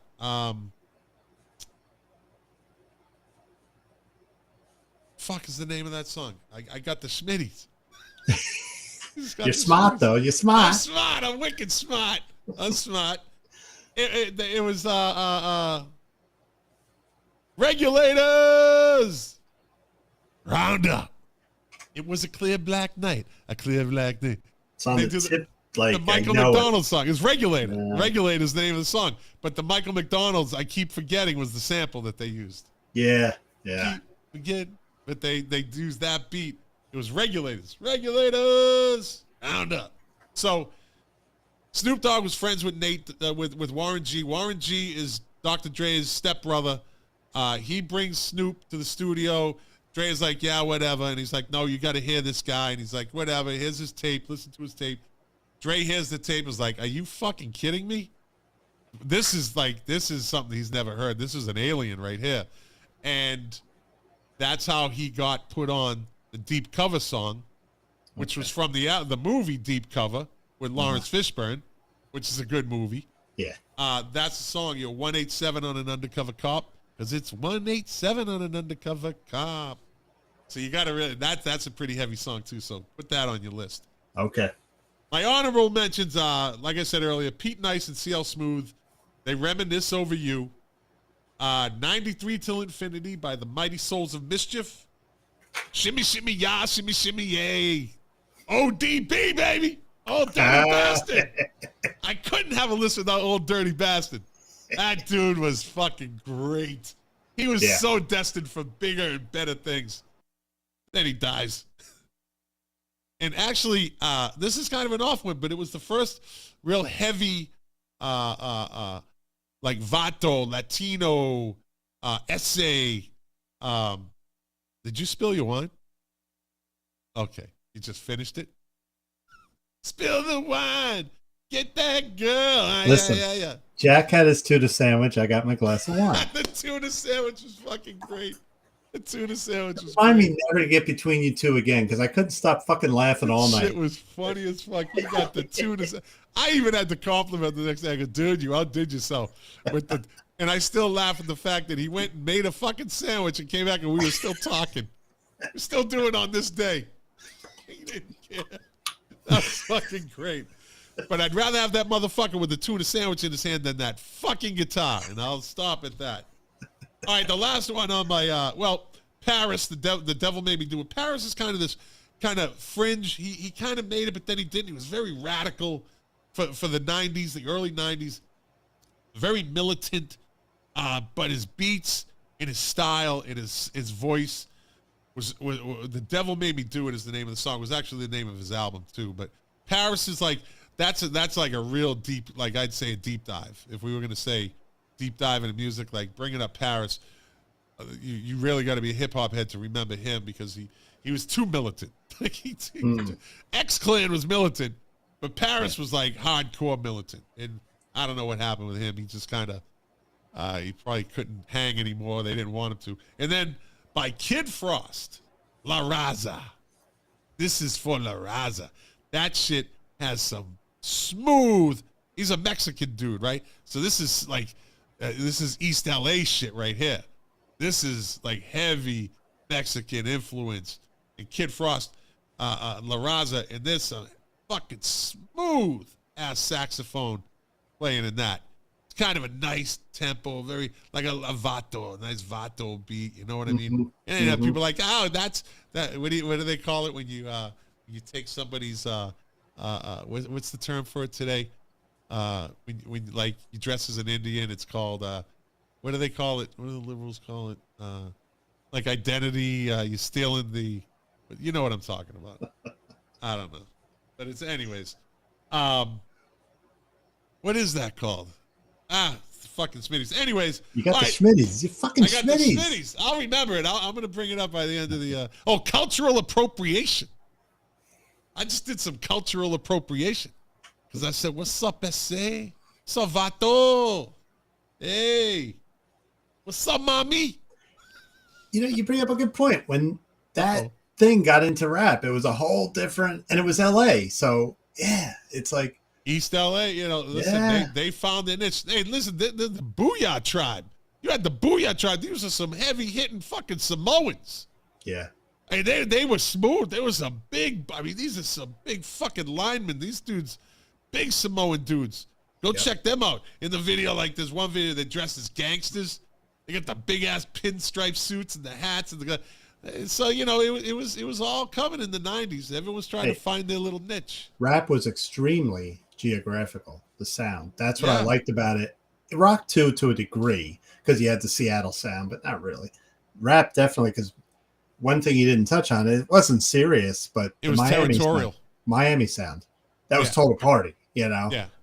I kind of did some work with Luther Campbell. He had a thing going, but nothing he was doing was prolific. He just said, I want to give people a good time. That's all he cared about. Absolutely. You know? And then with the beats with that, you know, the beats are great. Well, the words, it was controversial. He knew controversy was going to sell records. Yeah. Luther Campbell is no one's fucking fool. Smart guy. Yeah, nobody's fool. I tell people to this day, he's a smart guy. No, not him. And I'm like, no, he was a really smart guy. And he got the rights to all his music. And I love it when an artist gets the rights to their music. That song was fucking, was busted in every club from the tip of Miami, from Key West to fucking the border of Vancouver. Yeah. That shit was, you know, Me So Horny was fucking everywhere. And it got that crowd that is worried about, what do you call it? Censorship. That got more attention. The typical fucking shit. He got arrested, I believe, Luther. Yeah. So he had that song, I'm Banned in the USA, Fuck Martinez. Did you hear that song? In the USA. He took the sample.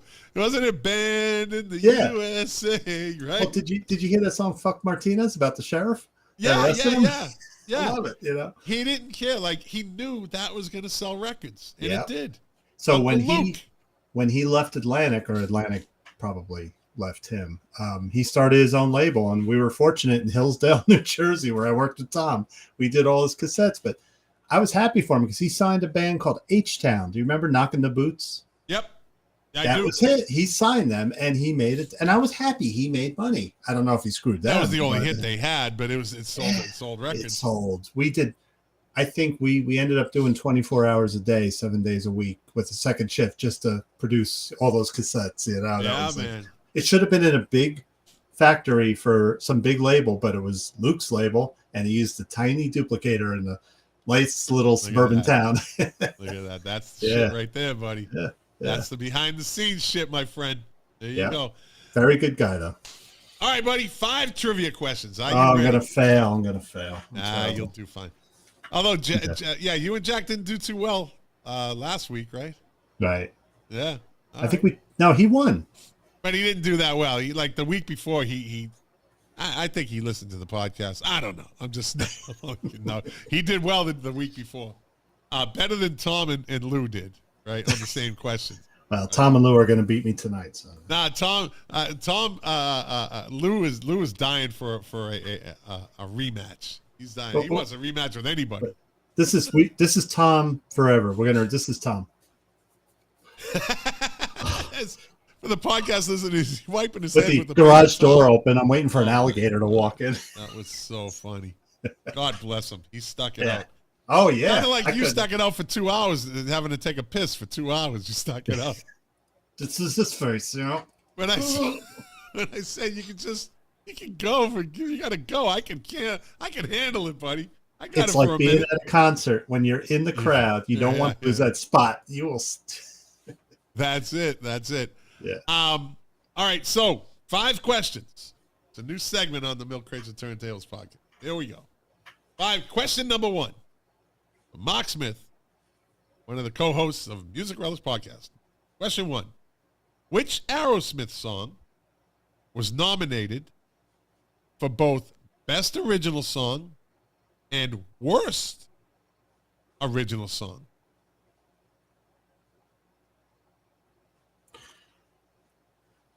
I'm thinking of a song, but they didn't write it. Diane Warren wrote it.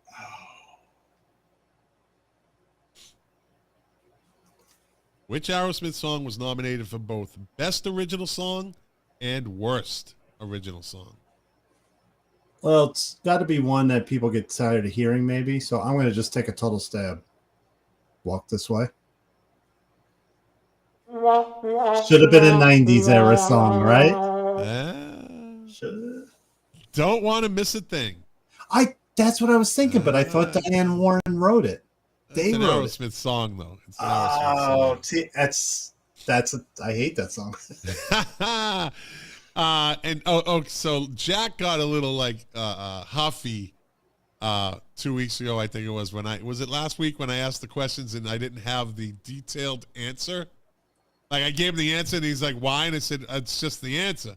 Well, you can't ask a question. You can't ask a question. Whoa. You can't ask a question and give me the answer without giving the details behind the answer. Blah, blah, blah. Whoa. You said Best Original Song, but you didn't say a song they wrote or didn't. No, just. He would say that. By the way, just kind of clear something up. But that's a category. Yeah. But if I just want to clear something up, Tom Spallone says I fart through your show. It's my chair. If anyone, I can't get it to do it now, but he said the last time I was on, it's like, you farting through the show. I said, no, it's my chair. Trust me. I can't do it now. Trust me. If I thought you were farting, I would call you out on that. Don't you think I would take total advantage of that? I'm Irish. We don't fart. I would absolutely have a field day with that. I know it's your chair. I can tell it's your chair. Don't Want to Miss a Thing was nominated for both Best Original Song at the Oscars and Worst Original Song at the Golden Raspberries in the same year. There you go. All right. Question number 2. Dusty Springfield recommended Led Zeppelin to a record label. Which label was it? Dusty Springfield recommended Led Zeppelin to a record label. Which label was it? Which is kind of an odd connection if you think about it. Dusty Springfield and Led Zeppelin. They got around in England. I'm going to take a total stab. ABC Dunhill Records. No. No, I got to do that. You know I have to do that. Yeah, I love it. Atlantic Records. During the Memphis sessions in November 1968, Springfield suggested to the heads of Atlantic Records that they should sign the newly formed Led Zeppelin. But they did sign him, right? She knew the band's bass player, John Paul Jones, that's the connection, who had backed her in concerts before. Imagine that. John Paul Jones backed Dusty Springfield. He was with a lot of people. That's pretty cool. Yeah. See? That's pretty cool. Now, did they go to Atlantic Records? I thought they did. And then Swan Song came along, right? Yeah, their label. Yeah. All Trick right, question. Whoa. Whoa. Question number 3. Who famously said, quote, Elvis may be the king of rock and roll, but I'm the queen? Who famously said, Elvis may be the king of rock and roll, but I am the queen?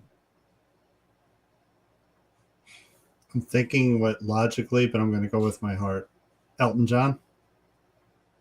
You know what my second guess was? Say it. Tina Turner. Turner. Little Richard. Oh. Yeah, Little Richard. Yeah, Elvis, Little Richard, same time. Yeah. You're on the right track. You're in the right category. You're in the right ballpark. I'm doing shitty. Shitty Schmitty. Well, question number 4. Who did Billboard magazine name as the artist of the decade in December 1999?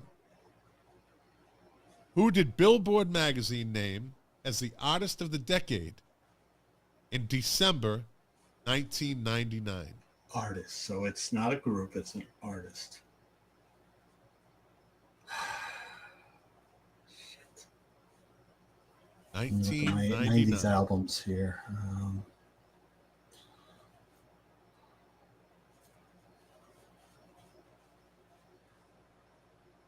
Bono?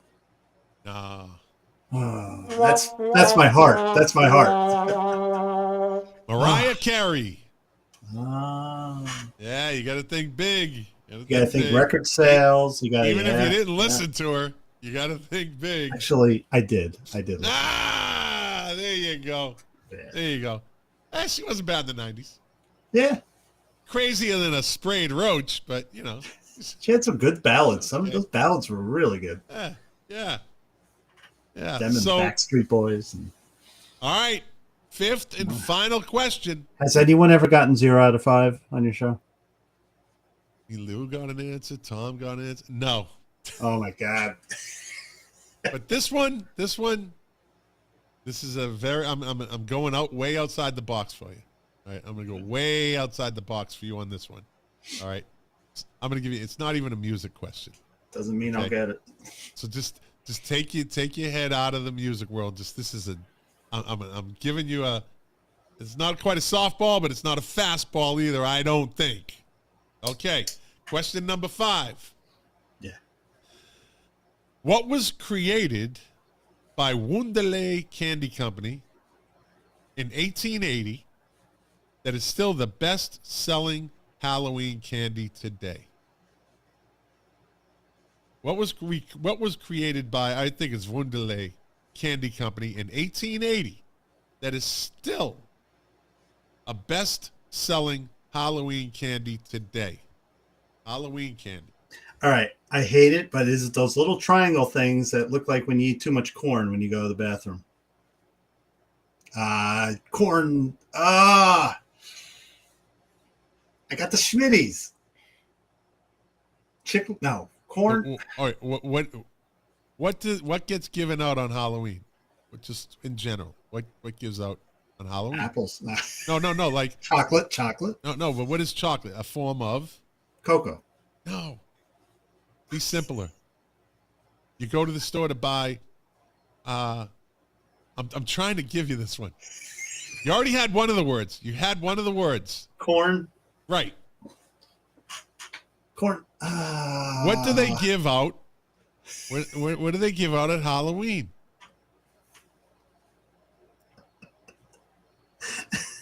You're killing me. What is the product? I don't What is know. the product? What is the overall product? The name of the... Yeah, so what's the answer? Chocolate candy. You fucking... No.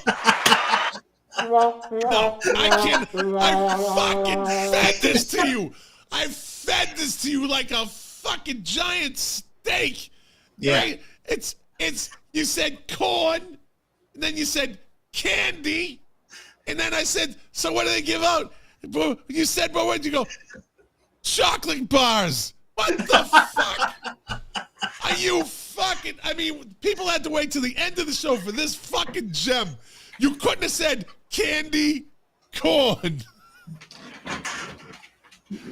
You couldn't have, oh, no. You got the guitar. You couldn't have said candy corn. Like you said, the little try. Oh, no. The little, was that Rush? You were just playing a little Rush there? Yeah, it was. Name that tune. Dude, you said corn, and then I made you say candy. I fed it to you. Like, you fucking, like, My I other nickname is you with this fucking answer. My other nickname is chocolate bars. My other nickname is Numbnuts. Okay. Oh my God! You had it. The little triangles. No, you just really you shit out when you have too much corn. You really I outdid fucked that yourself one up. this week. But wow, did you fuck that one up? Let me ask you the question again. I'm going to ask you a question again. Hey, Mark. Question number 5. What was created by Wunderlei Candy Company in 1880 that is still a best-selling Halloween candy today? Honey Nut Cheerios. You motherfucker. I just wanted to give you your first 0-5 on your show. Oh, okay? you did. You certainly did. I better go up on that wall behind you. You know, it's like you did it good. Yeah, you got to go up next to Count Chocula, Boo Berry, and Frankenberry. By the way, there's water dripping. Just I was going to talking say, about the kitchen. Fuck? Not in the studio. All right.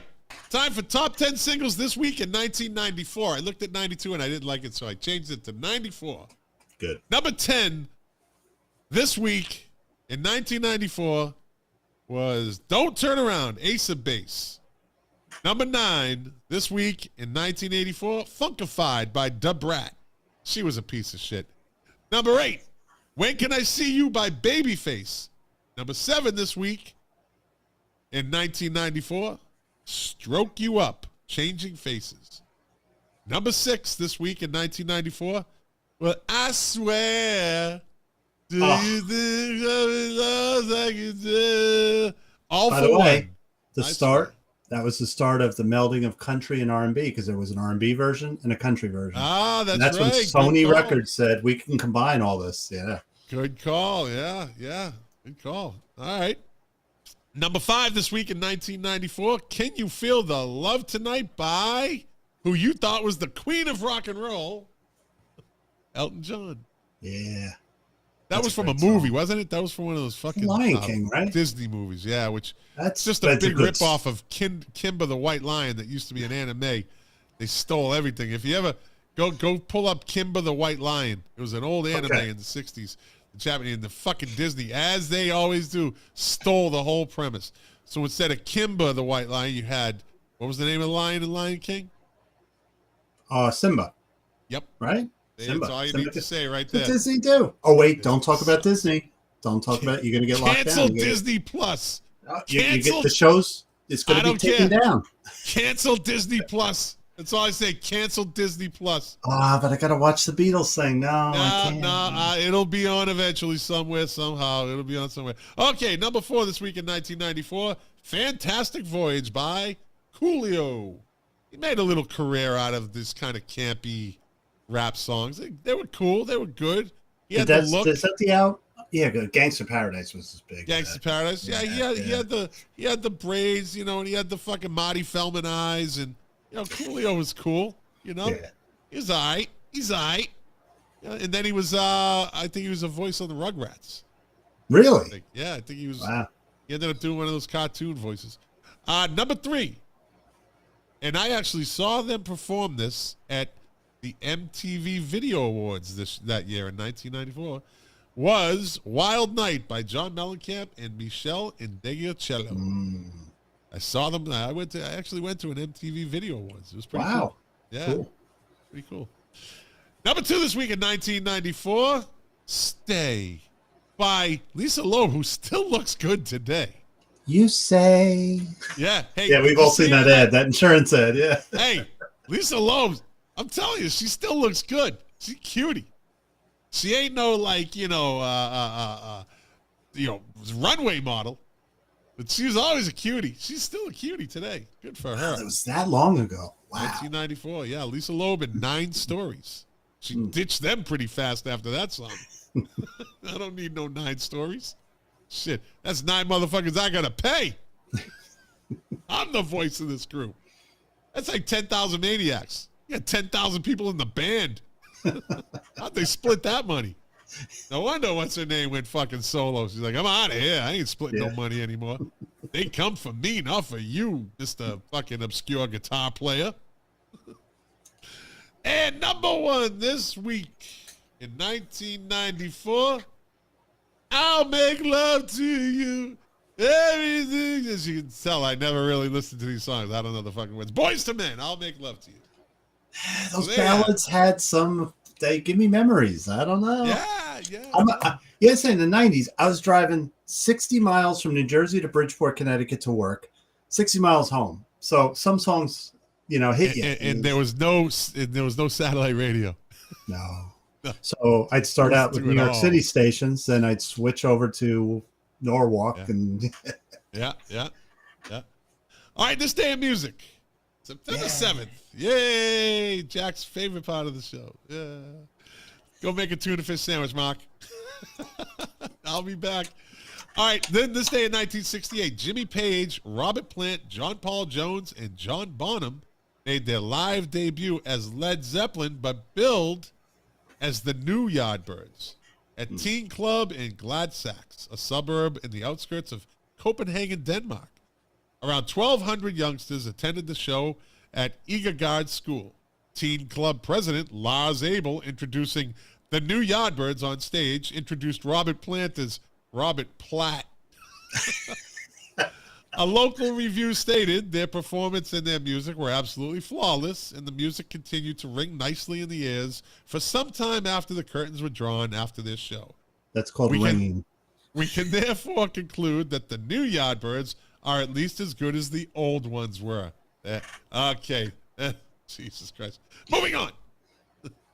On this day in 1976, ABBA was number 1 in the UK singles charts with Dancing Queen, the group's 4th UK number 1 single and their only US number 1 chart topper. The song was a number 1 hit in over a dozen countries and stayed at the top of the Swedish charts for 14 weeks. It was a sad day on this day in 1978. Keith Moon, drummer of The Who, died. I could go into the whole story, but I think we all know how that happened. Paul McCartney's fault. He's the one that had the fucking party. Anyways, on this day in 1985, John Parr started a 2-week run on the number 1 in the U.S. singles charts with St. Elmo's Fire, taken from a film with the same name, which to this day I still haven't seen. And you gotta see it just to laugh. I know. You gotta. I know. I so have to see this movie. Just, all those preppy college kids having real serious problems. I know. It's like 40 years and I still haven't seen it. What is wrong with me? Son of a bitch. That was a little too accurate there. So people say. I can do voices. I'm pretty good at voices and accents. Did you hear me do my Brian Johnson earlier? On this day in 1985, oh boy. David Bowie and Mick Jagger were number 1 on the UK singles chart with their version of How did it get to number 1? I'm not even going to fucking talk. I talked enough about this song on the worst videos and worst songs, both episodes of all time. That is on both lists. Just put Worst the song sound of all down. time. Put the sound down. Watch it quiet. It's fucking hilarious. Yeah, the video of them just with no music and the soft shoe, the shuffling, and the way they look at each other. And it's fucking, are you kidding me? They couldn't have come up with a better fucking song than that. And it's a good song, but they destroyed it.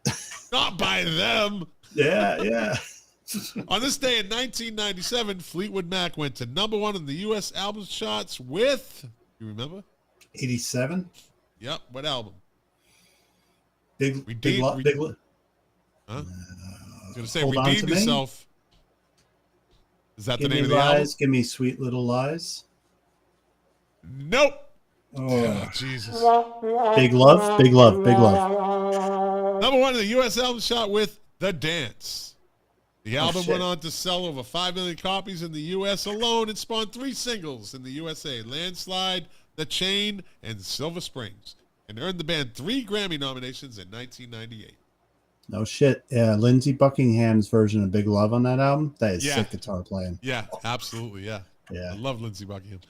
On this day in 2001, Michael Jackson was reunited on stage with the Jackson 5 at his 30th anniversary celebration in New York City's Madison Square Garden. It ended Jackson's 11-year hiatus from performing in the U.S.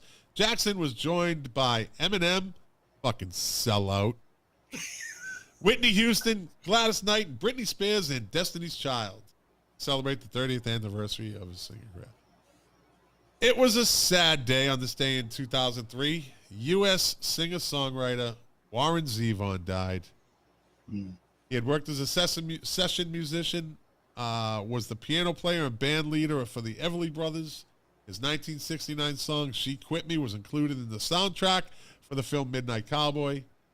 Jackson Browne, the Eagles, Linda Ronstadt all appeared on his albums. He recorded over 15 solo albums, had the 1978 U.S. number 21 single with Werewolves of London, all-time classic. The Wind is the 12th and final studio album. The album was released on August 26, 2003. Zevon began recording the album shortly after he was diagnosed with inoperable, I want to get this right, pleural mesothelioma, a cancer in the lining of the stomach, and it was released just 2 weeks before his death in September 7, 2003. The album was awarded the Grammy Award for Best Contemporary Folk Album, as it should be. That guy needed more recognition, but A folk album. Wow. yeah, I consider it a rock album, you know? They gave him some sort of category. Get him in something It to was win. a great album. And Disorder in the House, performed by Zevon with Bruce Springsteen, won a Grammy for Best Rock Vocal Performance in Group Duo. Songs from the album were nominated for an additional 3 Grammys. The song Keep Me in Your Heart is fucking heart-wrenching. It's the last song on the album. And to know that he wrote this, he knew he was dying. Just the video, the song, it's fucking beautiful. Just beautiful, but it's heart-wrenching knowing. And he said what he wanted to say. You know, good for him. Good for him. On this day in 2007, a new study revealed that rock stars were twice as likely to die early as the rest of us. Researchers said that the problem was so bad the industry should be labeled a high-risk profession. Jesus. On this day in 2007, a report showed that 2/3 of young people who regularly used MP3 players faced premature hearing damage. Dude, they evidently never listened to those fucking original Walkmans. I was going to say. Those Walkmans those fuckers were loud. Yeah. Like, there was no volume control. It was like 1 to 20. It was like went past 10. Yeah. Those original Walkmans were loud with the foam and the wire thing that went over your fucking head. Jesus Christ, they were loud.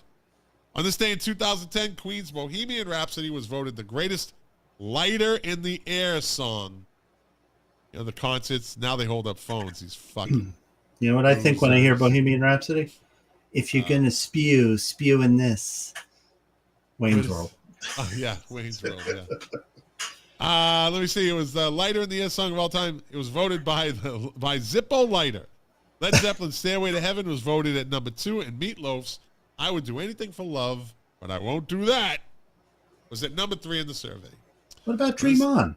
I think Dream On should be it. Maybe that was number 4. I don't know. On this day in 2016, the Chainsmokers, featuring American singer Halsey, were at number 1 on the U.S. singles chart with Closer. That's a good song. The song stayed at the top spot for 12 consecutive weeks and topped the charts in more than 10 countries.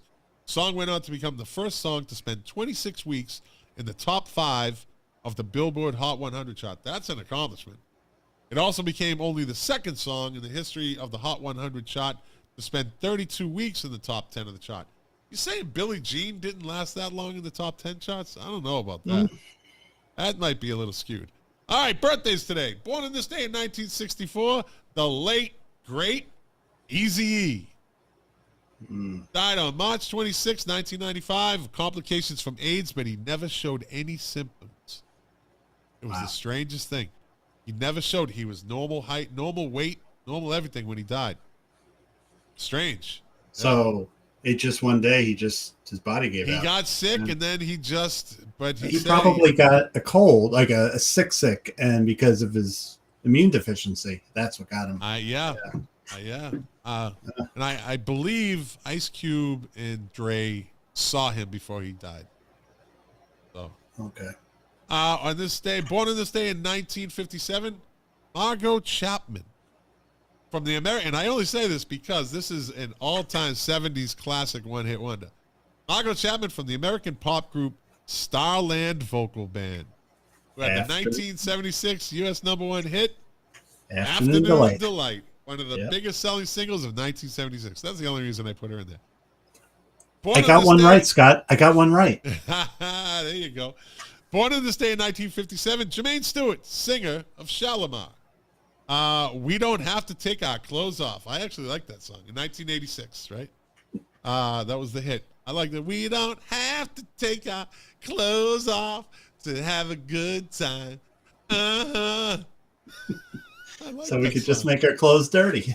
Yeah, I like that song. He also worked, with Shalimar. He worked with the Temptations and Boy George, but unfortunately, Jermaine Stewart died of cancer on March 17th, 1997. Born on this day in 1956, Diane Warren, who you mentioned earlier. Thought she wrote U.S. that song. songwriter.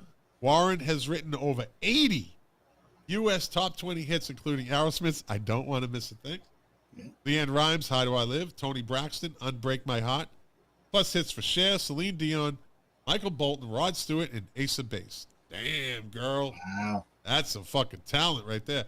Yeah. Born on this day in 1954, Benmont Tench. Keyboard player for Tom Petty and the Heartbreakers. And Stevie Nicks. And Bob Dylan and U2 and Roy Orbison. Yeah. Among others. Yeah. Born on this day in 1951, one of my 80s crushes. I love Chrissie Hynde. Best known for being the founding member of the Pretenders, one of them. Brass in Pocket, 1985, and that kind of, all right, it's kind of a cool song. I Got You Babe with UB40 was a #1 hit in the UK. Born on this day in 1947, the one, the only, I Will Survive, Gloria Gaynor, disco diva. And born on this day in 1936, Buddy Holly, and that's the show, my friend. That's the show. Okay. I just want to say, it's a great show. I was 0-5, and Sean got me on the coughing. I had a great show. I coughed into my hand. All right. Sorry, Sean. I won't. There you go. There you go. Yeah. All right. Yeah, we hit 2 hours and 13 minutes, buddy. Jesus. I don't think we can do a show under 90 minutes. I don't think it's possible. Imagine if we tried to squeeze an hour in. Our intro conversation is 20 minutes. About 3 weeks ago, the Music Relish, we did an hour because I said, guys, if we have no more, cut it. And we were done. We're like, that wasn't much. It's all in the conversation, the organic conversation. Yeah. Well, Mark, once again, my friend, I appreciate your time. I appreciate your effort. I appreciate your input. I appreciate your music knowledge. Thanks for having me. Always have a great time with you. It's always good, man. It's always good. I'm sure this is not the last time you will be on the show. I get a funny feeling. This is not the last time. As long as the New York State Thruway is not closed and I'm working late, I'll be on time next time. Buddy, you can always let me know. We can extend it. It's a lot. It's, we can do it 8, whatever, Yeah. But I want to thank the podcast listeners. I appreciate your time. I appreciate you listening. I appreciate your support. For the live streamers, it gets hard to keep a crowd for 2 hours. It's a scrolling world, but I appreciate you watching. Like I always say, you are the engine that drives this machine. Without you, it'd just be me and Mark having a great organic music conversation. And there's nothing wrong with that, but you guys get to enjoy the knowledge. And to quote my favorite artist, Morrissey, doing this show for you, the pleasure, the privilege is mine. And I will most likely be back next week. Same time, same channel, same live stream, same podcast platforms, same everything. All right, say goodnight, Mark. Good night, Mark. Did you just fart?